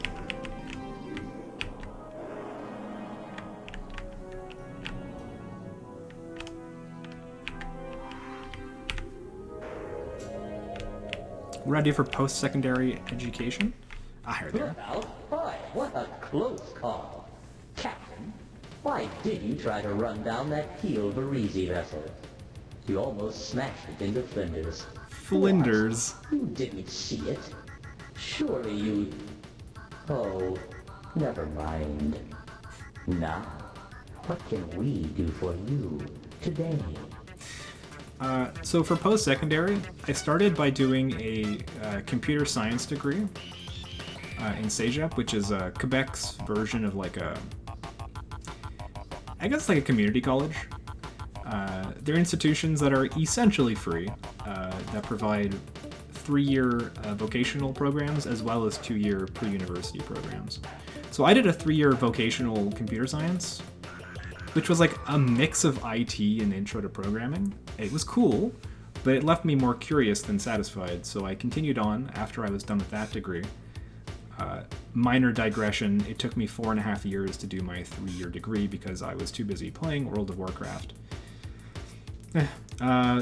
Then I went to university, quit World of Warcraft, got serious, and did a software engineering degree with a focus in games, which is where I got an internship at Behavior and launched my real career. So there you go.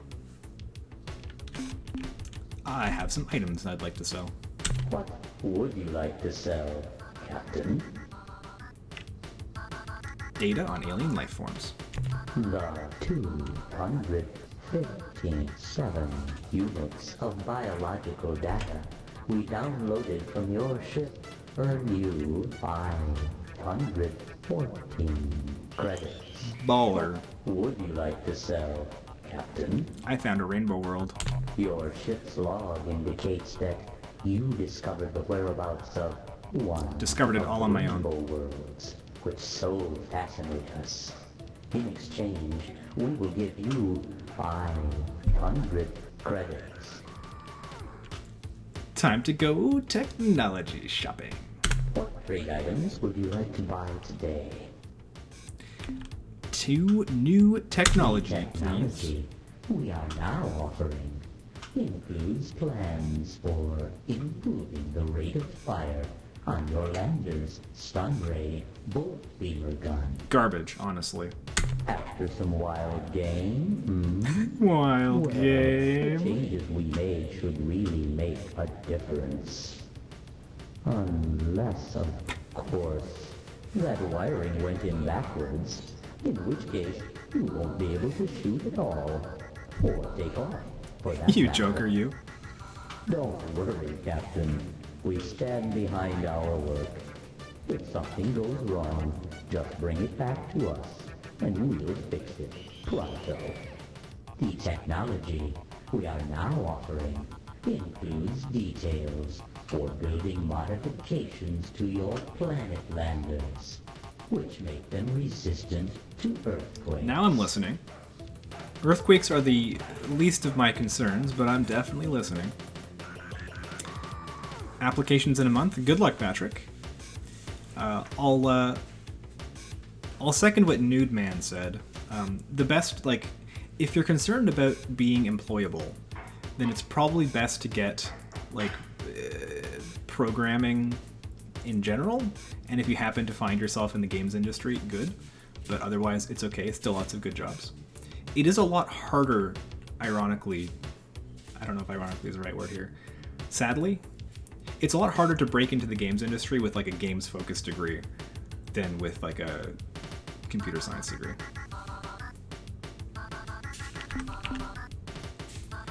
Also, a lot of games companies aren't fun to work for. I've been very lucky so far. As far as I can tell, I'm like 2 for 2 really, really awesome places to work. But they're not all so good.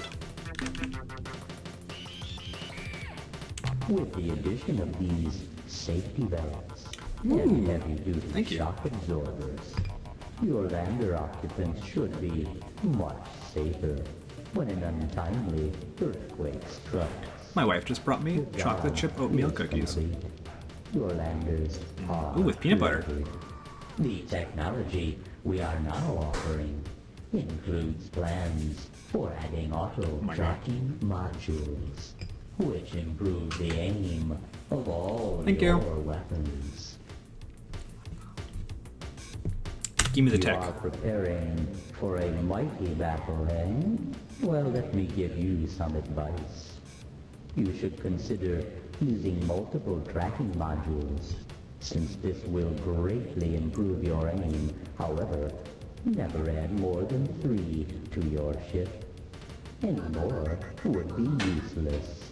The technology we are now offering includes plans for adding improvements to your planet landers. Oh, yes! Which make them resistant to inclement planet weather. Lightning resistance. I would like to buy. So, like, the stuff about ship aiming modules and stuff, that's fine. The first few times I played this game, I tried to make my mothership like an unbeatable juggernaut of destruction, which is great. It's fine. It works.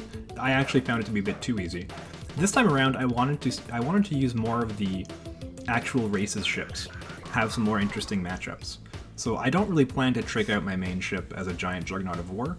I'm really planning to just shove tons of like fuel and crew and stuff onto it and use it as a non-combat ship as much as possible. So don't care about the tracking. Do care about my lander being the best. Especially because we're going to have to spend probably a lot more money as a ship enthusiast rather than a mothership enthusiast, because it's going to cost a lot of money to replace ships that get blown up. A little superconductive spray paint, and presto, your lander can sustain a direct hit by a lightning bolt without risking the passengers inside. Usually. Since the job is so easy that a nymph could do it, I expect all your landers will be treated in less than an hour. The technology we are now offering is everything you need to know to assemble modifications to your planet landers, which make them resistant to planetary hotspots. Yes! With these new ablative plasma heat shields, your crew will be substantially safer on hot worlds. But like all our lander modifications, this protection is not perfect, so remain cautious. Since the changes to your landers are No, I got monster protection first. We now have super landers. Protected from everything. You return to your ship. The technology we are Do I think DBD is dying? No. Player numbers are way up. Interest is way up. The licenses are sweet. And like the best balanced patch of all time is about to hit. I think Dead by Daylight has never been more alive. Give me the Hellbore cannons. I won't use them. Wait, is there anything after the Hellbore cannons? Is it worth buying? Ah, fuck, let's find out. Captain, just a suggestion. Hellbore cannons are energy gulpers. So unless you want to have a long delay... Shiva furnaces. I would suggest you add dynamos, or even Shiva furnaces to your... Oh, you cheeky bastard. You know I don't have those. We are now offering includes details on how to develop Shiva furnace modules. Cheeky. Which generate energy for your combat batteries twice as fast as your standard dynamos. Give him. I am certain you will appreciate this new module, Captain. With it, you should be able to destroy and devastate twice as Wait, no, fast it's not as like that. before. Commander, that is the limit of the new technology we can offer you. If I may say so, you have been an excellent customer. Thank you, Melnorme.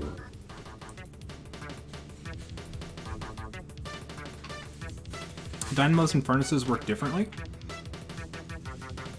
If I remember correctly, dynamos increase the number of, or the amount of energy that gets replenished, whereas Shiva furnaces reduce the time to tick, or is it the other way around?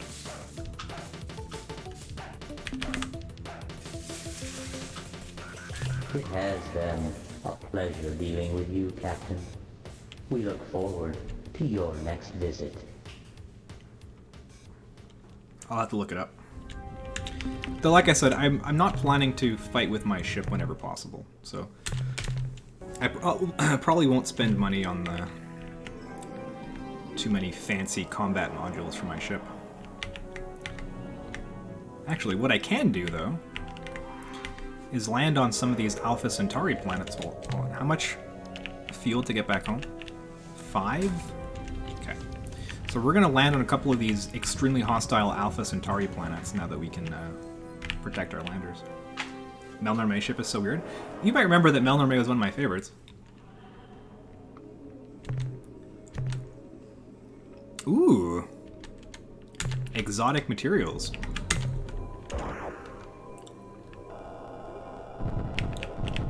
Haha! Like I give a fuck.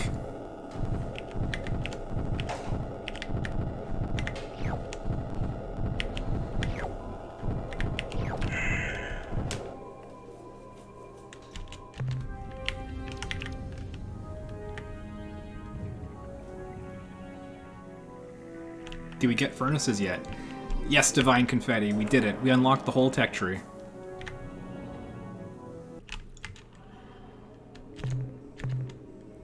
$1,520 degrees? Watch how many fucks I give. Literally a hell world. Don't care. Give me the goods. Yeah, feels good, man.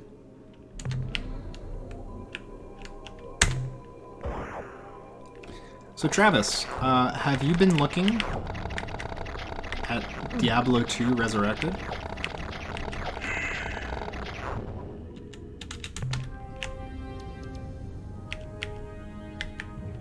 Am I using DOSBox for this? Nope. Look up Urquan Masters, a free fan recreation. It is excellent. And if you want to take it one level further, there's Urquan Masters HD, or Star Control 2 HD, I forget what it's called, which is a branch of Urquan Masters that brings in all new art and HDifies everything. It's a bit too Uncanny Valley for me. I don't actually like it, but it is very cool. $40 for that game? Yeah, I'm really torn. Like, it's too expensive, and some of that money is going to go to Blizzard. So, big yikes. On the other hand, Diablo 2 is a really good game.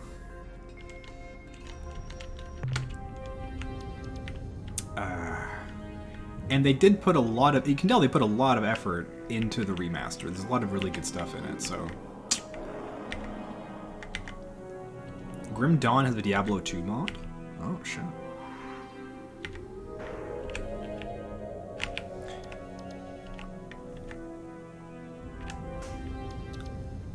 One of the worst offenders was behind Diablo 2? Of whomst do we speak? Yes, please, Namtar.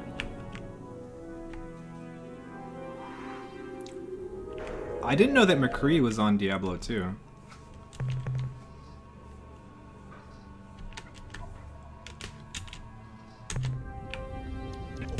Nurse. flashlight. We got it, baby. Isn't that sick? Like how much work you put into the new patch, but I had to give you a sub for how amazing it is. Less than 3. Thank you for everything you did for DBD. Much love. Thank you so much, Aura OW. This last patch is actually, I kind of want to say my baby, not because like I did everything, but in that it's my last patch that I worked on. It's my send off, and I couldn't have done it on my own. But there are some things that I really poured my heart and soul into getting done before I left, including the add-on text overhaul to make sure that all add-ons have descriptive text with their values and that they're accurate across all add-ons in the game. Couldn't have done it by myself, but I did in fact like push really hard for that to be one of the things that got done before I left, and I'm really glad that I did, and I hope you enjoy it.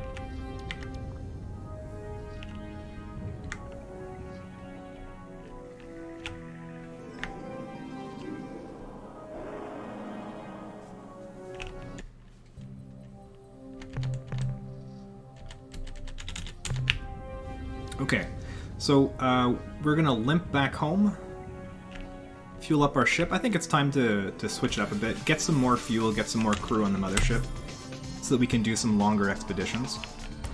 And then we're gonna have to go rescue the Zokfot. I think they're very close to getting wiped out, so we're gonna zip over there with our new and improved ship and say hello.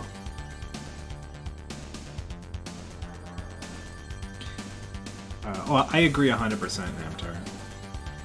It's been a long time since Blizzard's been the Blizzard I remember.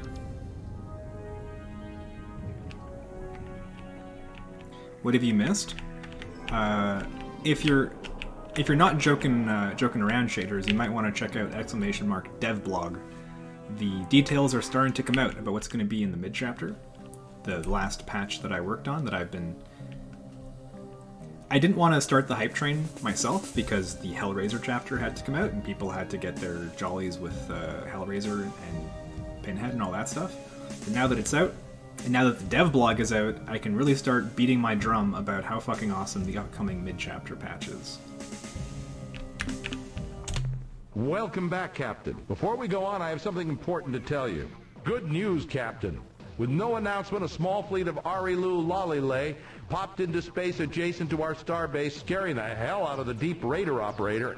But right now, I could kiss every one of those pale little weirdos because they gave us 3 skip vessels. Also, I'm gonna sell them. We have a major situation, Captain. As of a few days ago, all Spathy starship captains have vanished from our starbase. We don't know how or why, but until we receive replacements from Spathywa, you will be unable to commission any additional Spathia looter vessels for your fleet. Oh, also, we've detected a minute but measurable disturbance in the inner space fabric at approximate true space coordinate 100 by 50. Our scientists speculate that this disturbance may be caused by many thousands of hyperwarp penetrations, all in phase, as though a huge fleet of ships were on the move.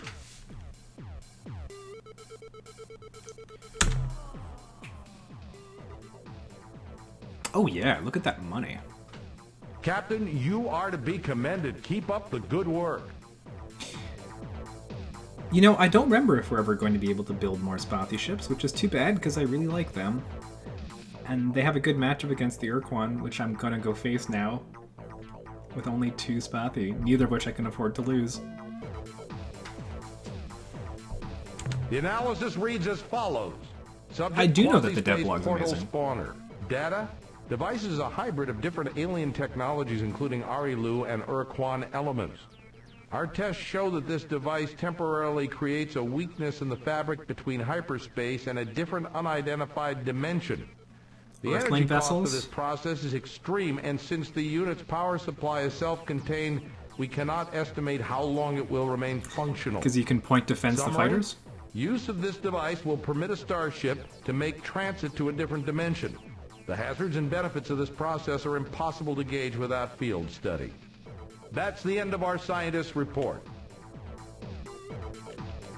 Bring back lots of minerals, Captain.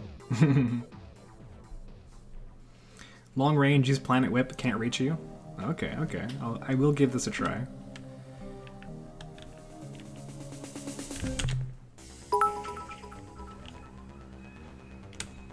Teresa Civilak of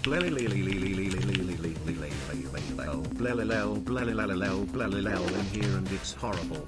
Let me fix it. All hail chair. All hail chair.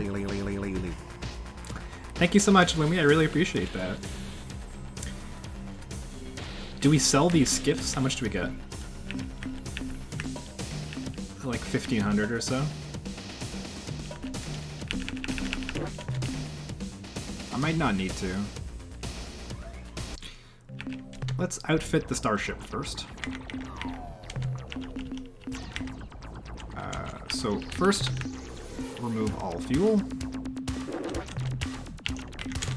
I think we have high capacity of all of our types of bays, right? Storage bay, high efficiency fuel.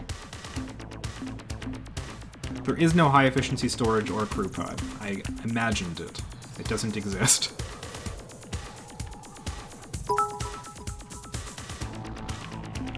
The silence of the Bilalilis, it can't end like this.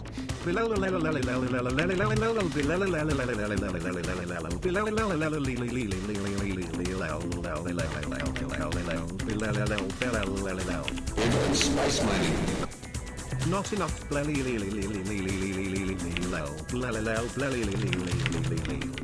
Lumi, let me help.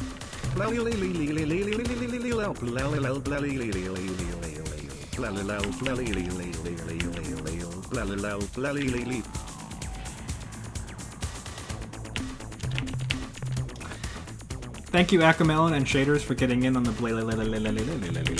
I really appreciate that. I can't remove this, huh? Spice mining. Something something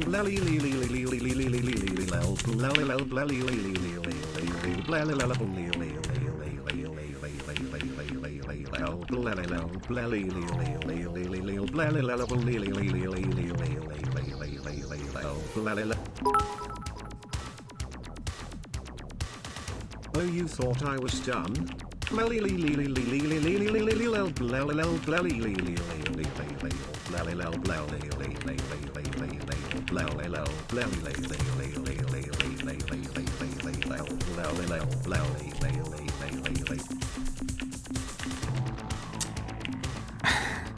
Thank you. I really appreciate all of the cheering and all the blizzards. Is this how I'm designing my ship? Infinite fuel storage, 200 crew, a whole bunch of storage. I guess we have enough space to stick a gun on it, not that I really plan to use it. Is the real Chad move to put no guns on the mothership? What do you think, Trav? Not a single gun. I think that's the way. One dinky headcannon. Deal. One ion bolt gun on the front.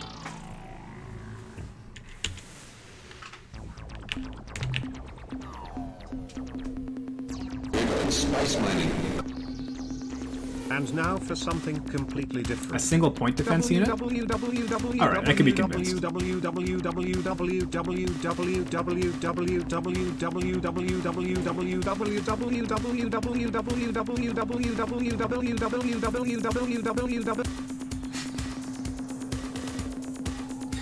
Thank you, Derpitar.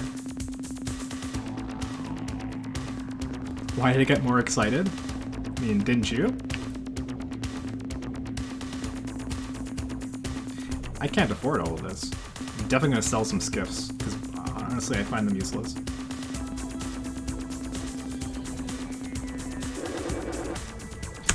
$410 fuel? I think that's enough. How much does a point defense cannon cost? 4,000?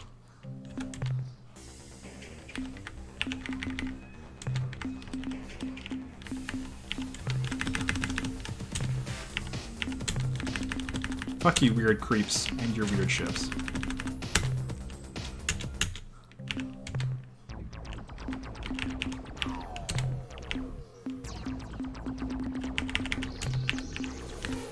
There we go. One dinky cannon, 1 point defense.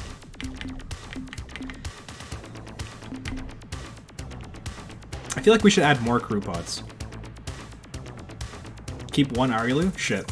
You're right, I should have. Too late. Plus 1 human cruiser? Yeah, okay. I don't know if we can even afford that, but...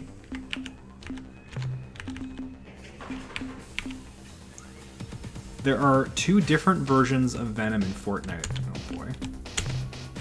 We like Fortnite.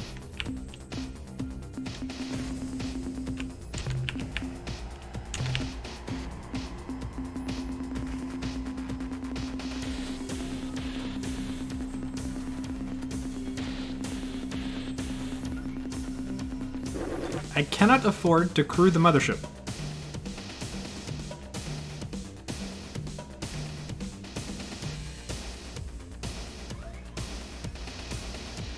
You saw the eye roll.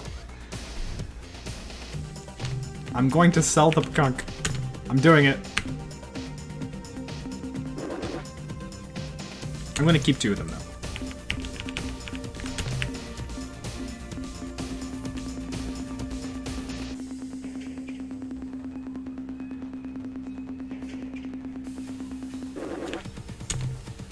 Okay.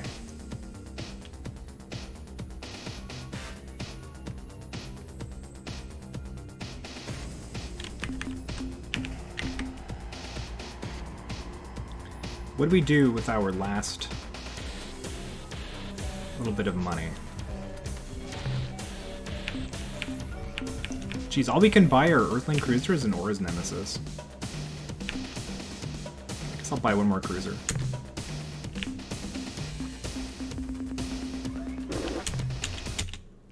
Let's roll. Let's save the Zoc Fought pick.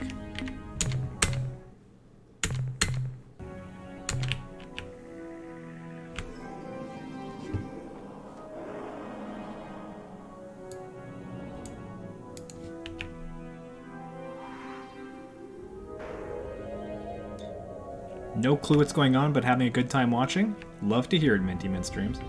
Visit Mercury and Venus now. Oh, that's a good point. I think I cleared out Mercury, even without the protection, but you're right, I didn't do Venus.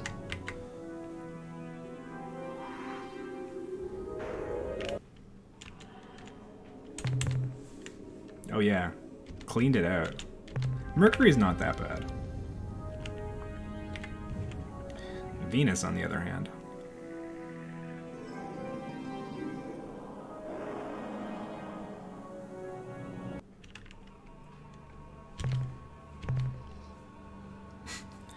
It's like, you're really not missing anything.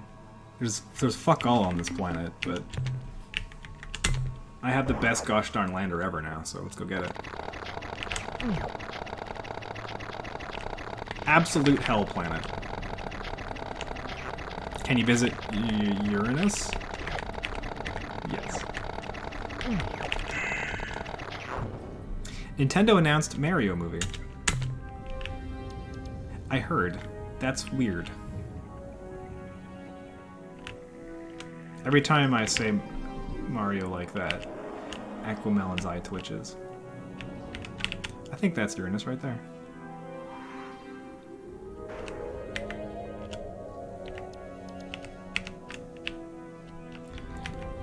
Now, visiting the planet itself is not super useful because it's a gas giant.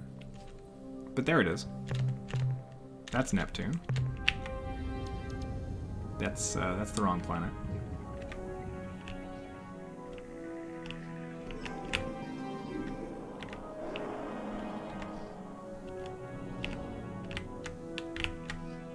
There we go. Here's Uranus.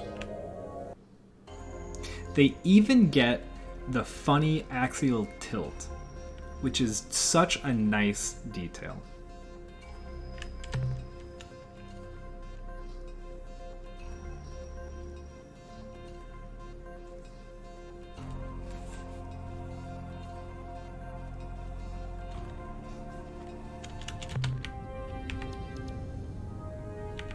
They got the tilt, yeah.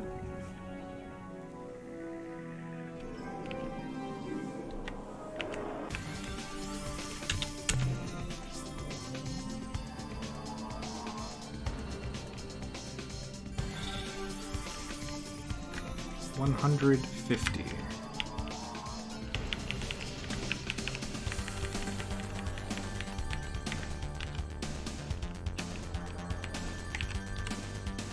So if I go back to Epsilon Jicklus, go talk to the Pakunk homeworld, see what's happening with the Pakunk. What happened to the fuel indicator on the map? Hell yeah.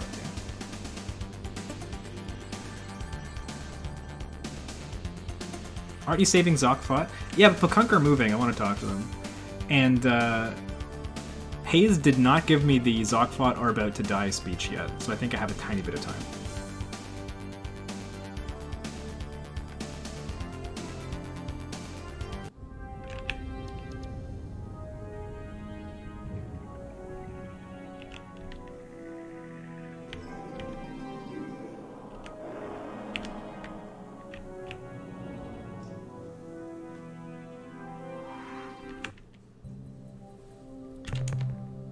This is not the Pakunk homeworld. I just need to have one conversation with the Pakunk. Where come on. When my family moved to Canada? Well, on the French side, they've been here since the 1600s, I think.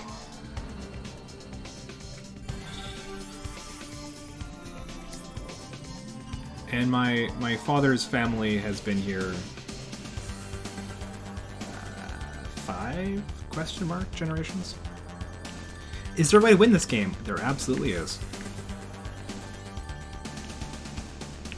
I don't remember the Pakunk homeworld.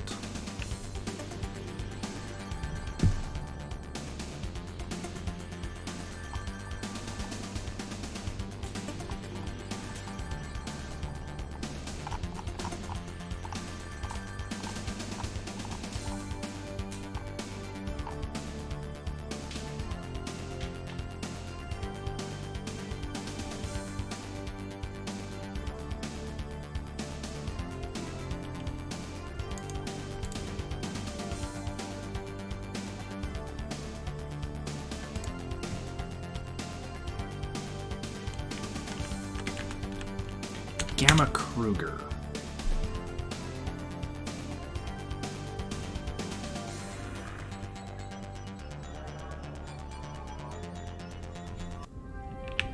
Here we are.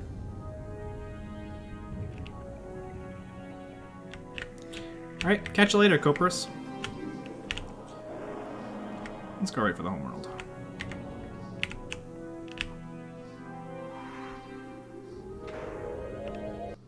Before we proceed, Captain, I must speak. Many of my people have not been sleeping well these past few nights. In fact, I myself did not sleep well last night. Well, actually, I slept okay in the first part of the night and then had a little trouble later on, and maybe halfway through, until I got up and had something to eat. Anyway, the reason we are not sleeping is because of a dream. Yes, a dream. We have seen that in the center of this region of space, near stars that form the shape of a cup, and are in a constellation that begins with the letter C and ends with the letter S, and goes on as rearranged spell asterisk, 2 great armadas fight.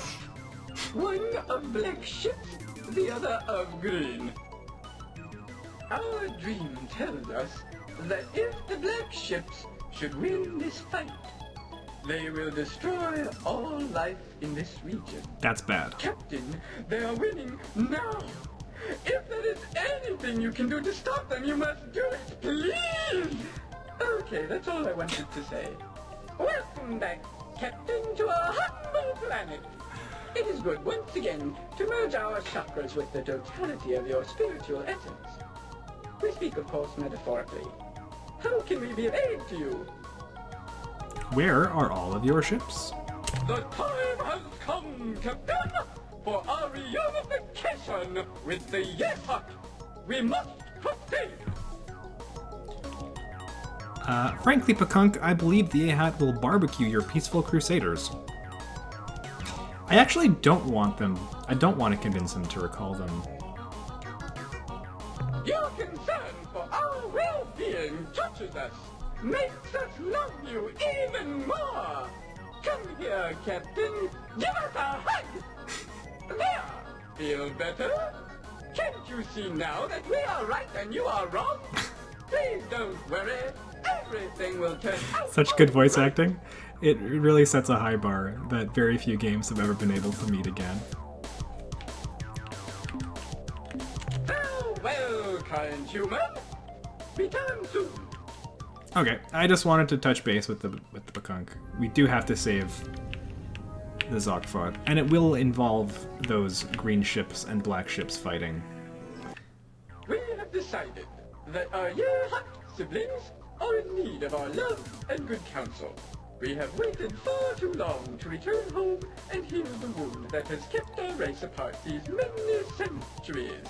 When we arrive in the Serpentis constellation, we will greet our Yearhut brethren with warm hugs of affection, which, I am sure, shall be returned in kind.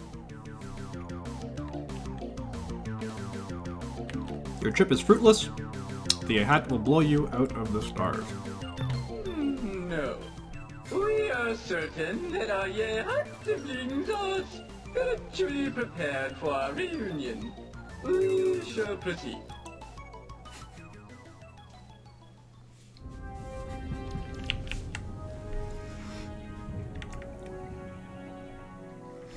I watched some pretty good horror movies recently. Without really meaning to, my wife and I went on a haunted house movie kick.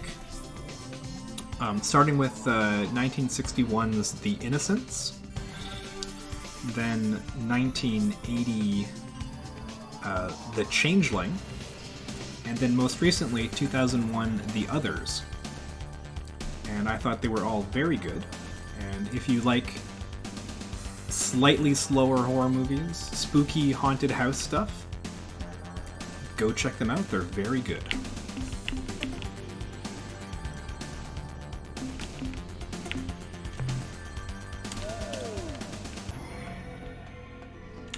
Alright. So, completely from memory, I'm not checking any reference material. I know exactly which portal will bring me closest to the Zogfot. 28 Amityville horror films? Amityville what? What?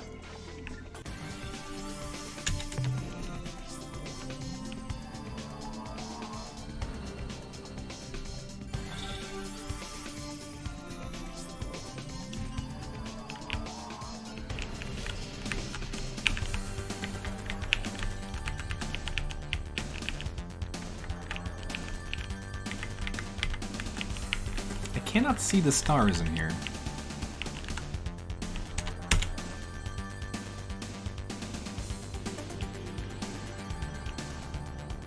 Oh yeah, let's save, because we're probably going to get completely obliterated by some Urquans. In fact, fuck it. Let's force the issue.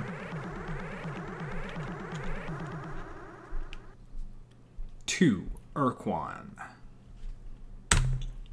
What? Strap yourselves in. This is a good conversation. Precursor service vehicle. How did you escape the slave shield, human? Or are you a rogue? I'm gonna wait to hit this guy with this later. This is our secret weapon. Why do you wish to enslave us? Although you consider us the enemy, these conclusions are flawed. We are your salvation. We bring you peace. A peace built upon our social framework, imposed upon your planet. A new world order in which your prosperity and security are assured by the Urquan. The Urquan voice acting and music combo is my favorite in the whole game.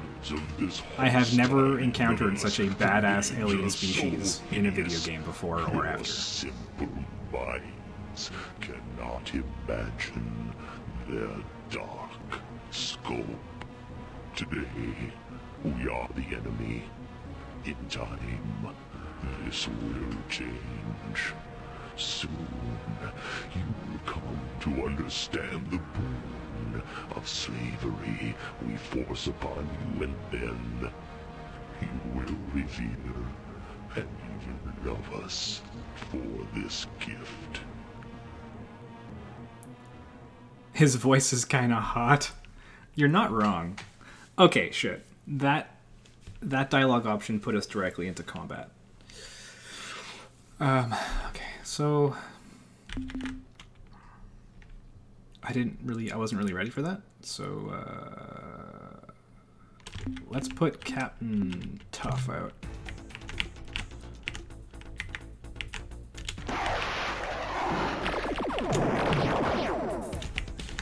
Not great. Not great. So that's how we don't want this to go. Lord 666.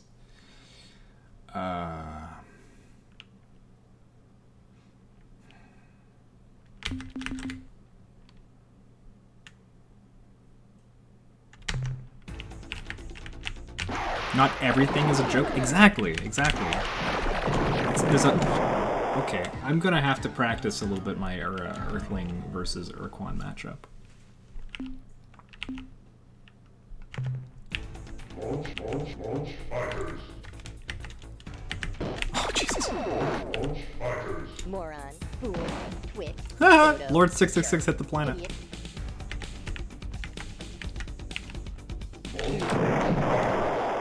Hallelujah.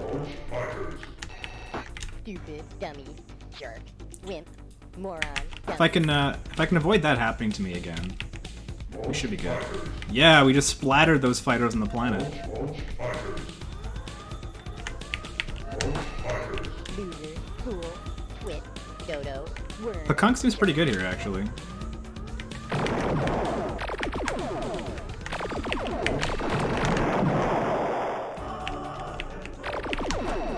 Loser, twit, baby, moron, worm, jerk.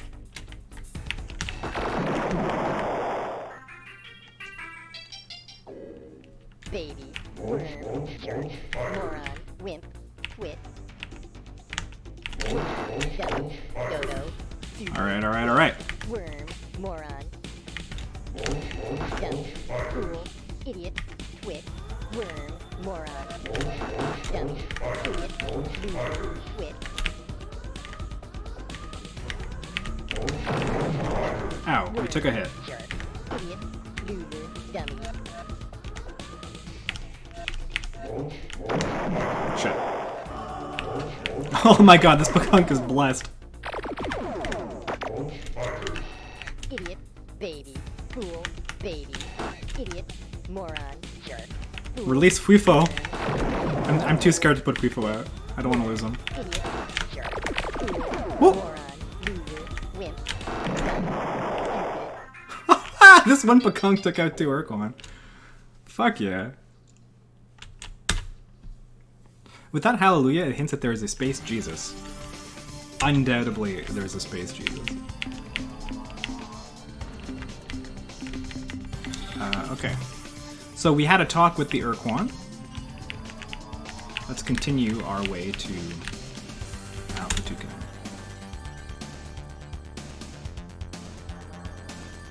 So we've met the green aliens.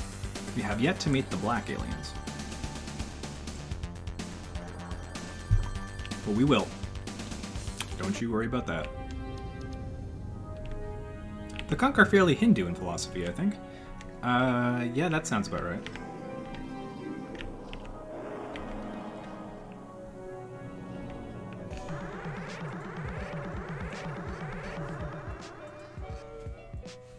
That's a lot of absolutely useless garbage spaceships.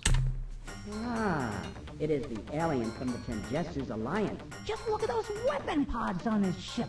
We hope that What a during joke. this visit, we can make clear to your species the benefits of a mutual assistance pact. But we're also armed to the teeth.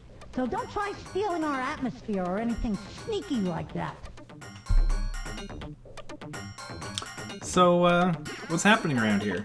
We had a close call last week, One of those black ships was snooping around the system. but before it got to our world, some of the green ships warped in, destroyed the black vessel, and then left immediately. We got lucky. Any news? No, we have nothing new to report. Nope, not a thing. I have traveled here to seek an alliance between our peoples. How wonderful! We accept! Hooray! How marvelous! Yeehaw! Captain, we are delighted that your people have made this choice. Now we won't get slaughtered. In exchange for our cooperation helping you with captains and ship designs, all that we ask for is your protection. So we don't get slaughtered. Deal. We shall begin fulfilling our commitment at once. We will transport officers and our Stinger design to your base immediately. Why, heck! Maybe I'll even make the trip to your planet.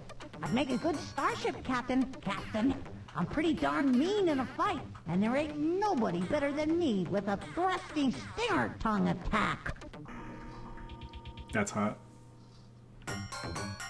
Zoc are probably fast enough to take down Urquan. Yeah, I would get lucky. Sure. What do you want to know? Just ask away.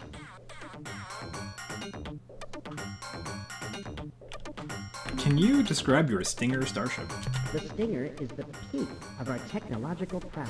It's totally awesome. It sucks. These vessels are cheap to build and can be quite effective in short-range combat. They turn on a small round thing that's real small. Remember, though, against most ships, the Stinger must close distance immediately. Catch you later, shaders. Give unrelenting tongue attacks until either the enemy or the Stinger are destroyed. I've been saving all of the VODs for this timing game, is the and I will best continue to do part. so you can check them out at your leisure.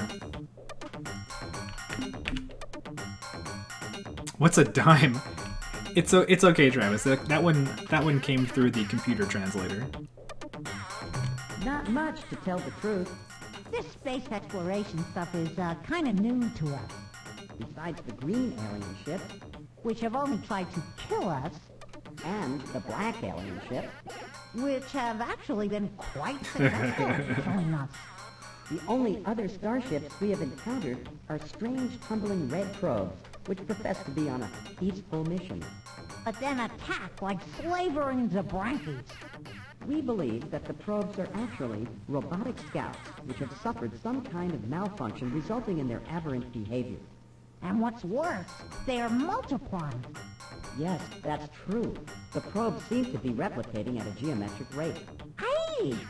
That means if there was only one last week, then next month, wait a minute, let me calculate. That means next month there'll be a whole mess of those things. Correct. Yes, the numbers check Tracing out. the probe's course path, we have been able to calculate that the source of the probes is somewhere on a direct line that includes our star and Epsilon Muscae. Go get them! I love the fact that they give you those kinds of directions, and so you have to like take out the star chart and draw a line between those two stars and see when that hits another star to figure out where to go. It's so cool. Ah, cultural exchange. A good idea. Yeah, let's tell them about Frungy. Be quiet, you fool. He asked a serious question. He doesn't want to know about Frungy. How do you know? What makes you so smart? Tell us about Frungy. Ask him if he wants to know about Frungy. Why, I bet right now he's wondering, what is this wonderful sport, Frungy? How is it played? What kind of equipment do you need to play Can I get into the Frungy? Interstellar And Frungy then League? who's ahead in the Frungy Championships? Ah, will you shut up about Frungy? If you say another word about that stupid game, I'm going to lose control and blow a cloud of spores at you. Yeah, okay. Don't blow your stack. I won't mention Frungy again. I promise. These two have very married Well, energy. Captain, as you can probably see, our culture's predominant trait, its greatest The dude in the strength back and weakness, is the emotional first rock of their interaction polycule. between Zoc, Spot, and Pip. Frungy, Frungy, Frungy! Their marriage wouldn't work without him. Does that guy in the back ever say anything? Nope. Not a word. What was their history like? Our past? Quite a broad topic for this short conversation, but we'll share a key piece of our history with you. After we killed off the last of Branky, we faced an interesting question. Should we proceed and establish a culture which would advance in art, technology, and social sophistication? Or should we just go back into the forest and kick back and enjoy ourselves, knowing that as a Branky wasn't gonna jump out of the bush and eat us? Well, we did go back into the forest. We stayed there for about 5,000 years and had a great time. Then, one stormy day, a Zoc, a Fox, and a Pip were walking up a steep path looking for something good to eat when a bolt of lightning struck nearby. With a huge flash of light, the bolt of energy carved a strangely shaped chunk of granite out of a cliff. It was a disc with a hole in the middle. As the rock began to roll down the hill toward the three terrified beings, some dry grass got caught in its hole. And since the rock was still hot, the grass caught on Yes, fire. I like where When this the is rock going. finally got to the Zoc, the Fox, and the Pip, they simultaneously discovered the wheel, fire, and religion, thus catapulting them on the road of progress. Which has led us to this day, Captain. Oh, how did the flaming wheel give religion to our culture, you ask? I will explain. You see, when it got to the threesome, the flaming wheel was going at a pretty good clip, and it ran smack into the rock, killing him. The Fox and the Pip felt so bad. They really liked that Zoc, that they decided the Zoc hadn't really died when the wheel flattened him. He had just gone to a better place. Presumably one without lethal flaming wheels. Are they talking about their sex life? I'm pretty sure this culture exists in trios of one of each species. They form happy little polycules and they do everything together.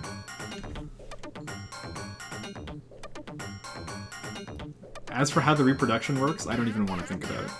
Anything else? Bye Zoc, bye Fod, bye Pick. Goodbye, Captain. See ya!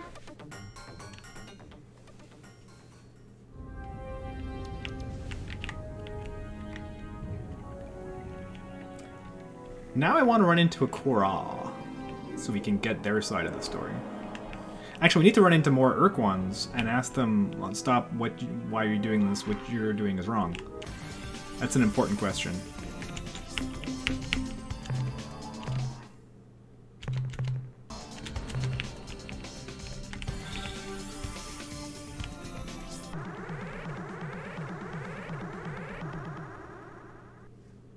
Here they are. There's the Korra.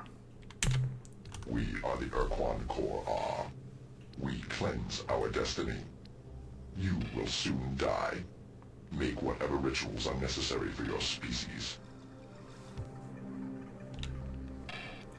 Hold. What you're doing to us is wrong. Why do you do this thing? The words. The words. The words. Alien, you have spoken the words. So these are a different kind of We Urquan. will explain to you about the Dinyari, our slave masters, the Taelo, our only friends, whom we exterminated, and our reasons why we cleanse the galaxy of all other sentient life. We have explained this before, over 20,000 years ago. Your words, why do you do this thing? Echo that ancient plea. You see, alien, we were a proud and mighty race, who were cruelly enslaved. For thousands of years we had no free will. We were nothing more than tools. Never again will anyone enslave our people. We cleanse the galaxy of such threats. Tell us about yourselves. We evolved on a hostile world, the descendants of solitary hunters. The anti-spiral In a world folk. where Yeah. one species is the dominant killer, one's only threat is one's brother. one's sister, anyone of one's species. Civilization did not come easily to us. We earned it. We mastered our hatreds and murderous desires to form a mighty culture. In those ancient days, there was no Kor-Ah or Kazertza, only the Urquan. We explored our world, and then the space beyond. Here we met the 6 races of the sentient milieu. Here we met the Taelo, the only species we ever called friend. Our association with the Taelo and the milieu lasted for 3,000 years. We, the Urquan, who could not tolerate the presence of others, became the milieu's scouts, their solitary explorers. Who were the Taelo? Of all the species we have met, only the Taelo did not trigger our instinctive territoriality. They were the only people we could stand with, or talk to, without the hunter inside us screaming, "Kill the interloper, rip out its life." We believe that the same factors that made the Taelo non-threatening to us, their unusual rock-like biology, also gave the Taelo natural immunity to the Dinyari's psychic compulsion. The Dinyari would not permit this. After they had conquered all 6 of the other races in the milieu, they commanded us to attack the Taelo, and we did. The Taelo would not fight back. They died. Fuck.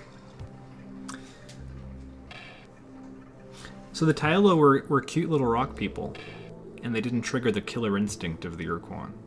So they could hang out and be friends. It's very sweet. And then something called the Dinyari that we're about to ask about came in and fucked everything up.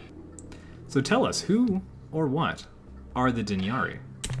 It was on a routine planetfall that one of our milieu scout ships first met the Dinyari, the creatures you know as our talking pets. Oh shit. But the Dinyari were different then.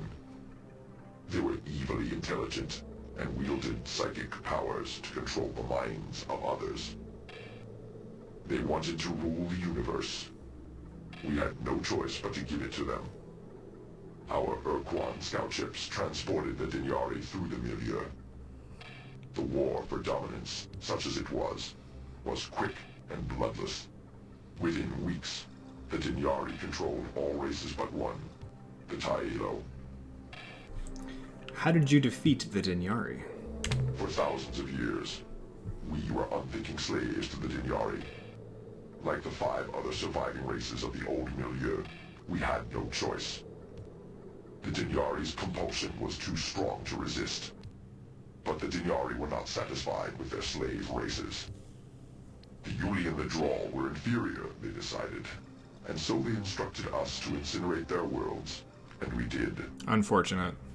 The Dinyari had a special liking for us, Urquan, so they began to tinker with our genes, to improve us, their favored slaves.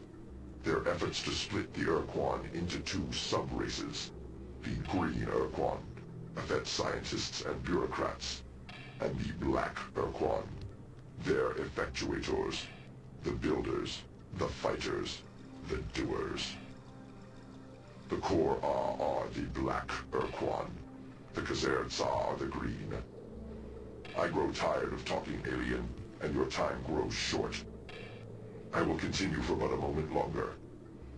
When we discovered that intense pain could block the Dinyari's mental powers, we were able to destroy them, but it took years. Can you imagine, alien, what it must have been like to wear an excruciator? To live in endless screaming pain for months on end? That does not sound like a good time. You cannot. I guess that's it. Thanks for the info. We'll just leave now. No, it is not.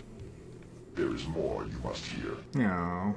When the war was over, the great Kor-Ah rose from our ranks and declared the path of now and forever.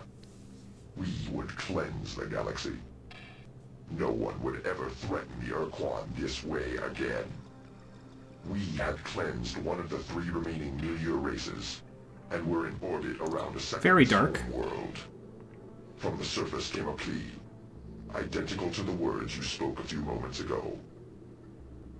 The one-eyed creatures, the male gnome, asked so simply, so clearly, that we felt compelled to explain. Are the male num related to the male While we normé? did so, the Xerza appeared. They would Inquiring not permit minds us want to know. destroy, they said. Enslave, yes. Imprison, yes. But never destroy. The moment was tense. Someone opened fire. The first doctrinal war had begun. Welcome, While we neatly fought, Nautiloo. The male gnome escaped. We never found them again. I found them. When our battle was done, I know where they are. the core You can find them at every single However, the Xerza let us every go. single giant star. We were exiled. We traveled through space. We built the strength of our battle fleets, and continued our plan to cleanse threats from the galaxy for all Urquan. You have heard our words, and perhaps you understand us a bit better. But now, it is time for us to cleanse you. Okay, so Korra ships are really badass, and I will not be able to punk them with the Bakunk like I did to the Urquan Xerza. So, do we just run? Or do I take my oars out and see what I can do?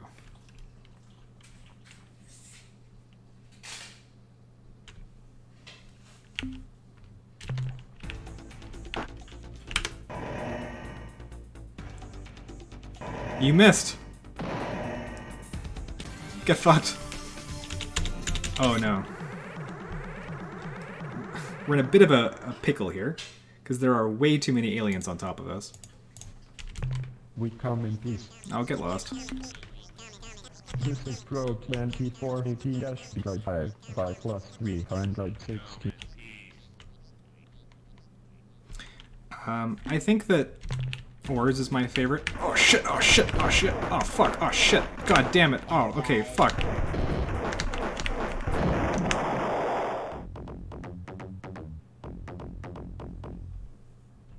That did not go ideally. Okay, we need... Ah, fuck. How are we gonna get out of this giant alien ship pileup? This is so bad. We are the Urquan Core. Your presence here is premature. We fight the Xerza for supremacy of Can you jump to quasi-space? Well, I'm trying to, but the minute I get control, When the battle is won, an encounter our starts. task is simple. We cleanse. I need to, like, pause the second the thing stops? In the 20,000 years of our mission, we have heard more pleas for mercy than you You heard the sticky possibly keys button? imagine. Yeah. Civilizations which saw their doom before them called upon their geniuses to calm us, to no avail.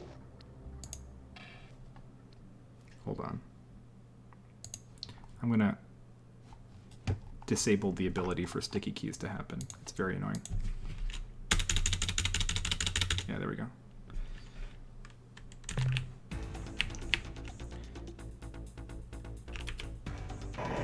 Luckily, the Korra are not as good at dealing massive amounts of damage quick to an escaping ship like the other Urquan are. This is bullshit. We are the Urquan Core. What are you hanging over? My trophy bone pit. In here is one skeleton from each of the races, which I personally exterminated. I fondle these bones and recall a fine cleansing. Perhaps your bones will grace this pit momentarily, unless they are accidentally vaporized. I fondle these bones.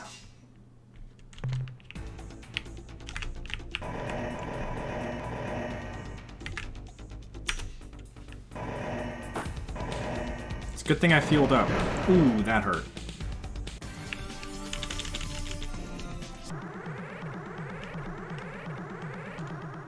This is such bullshit. We are the Urquan Core. Our nature, the fulfillment of our... If you let us go, we'll tell you a big secret. We are self-sufficient. We need nothing. We want nothing beyond the total destruction of all non-Urquan sentients.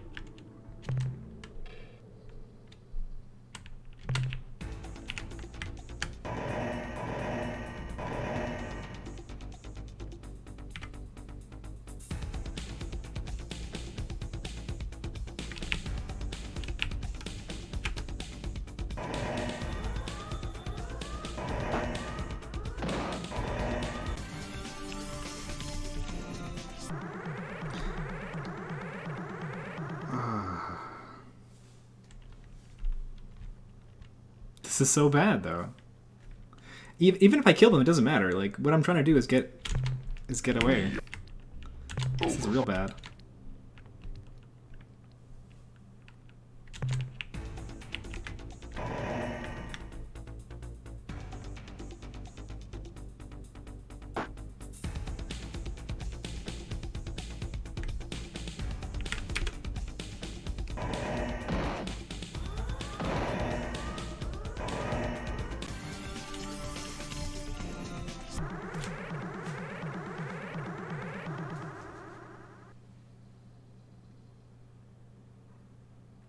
I might have to load and just not get caught like this.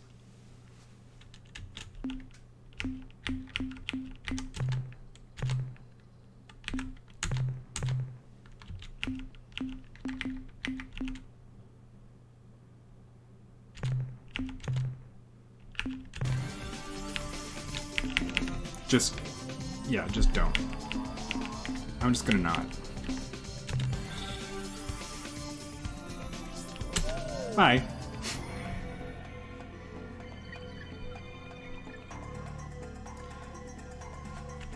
We'll talk to the Korra some other time, when we can find them in a less concentrated area.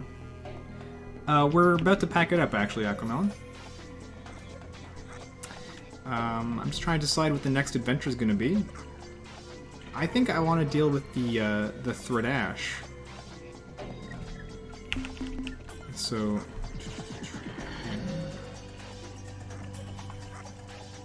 okay. This music is awesome. I agree.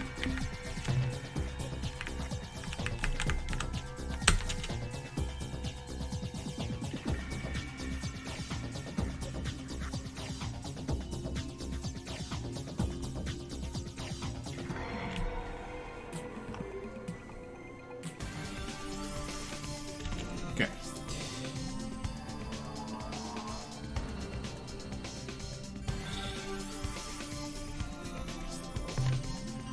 Consulting my star charts. This will bring us to Thredash space. Did I get absorbed by a pepperoni? Yes, that's how space travel works in this video game. So, next time on Star Control 2, we're going to meet the Thredash and have a thrashing good time. I can't wait. That'll be next week. So Tuesday we're going to, I think, assuming the PTB comes out, we're going to PTB it up. And then on Thursday we'll be back for more Star Control.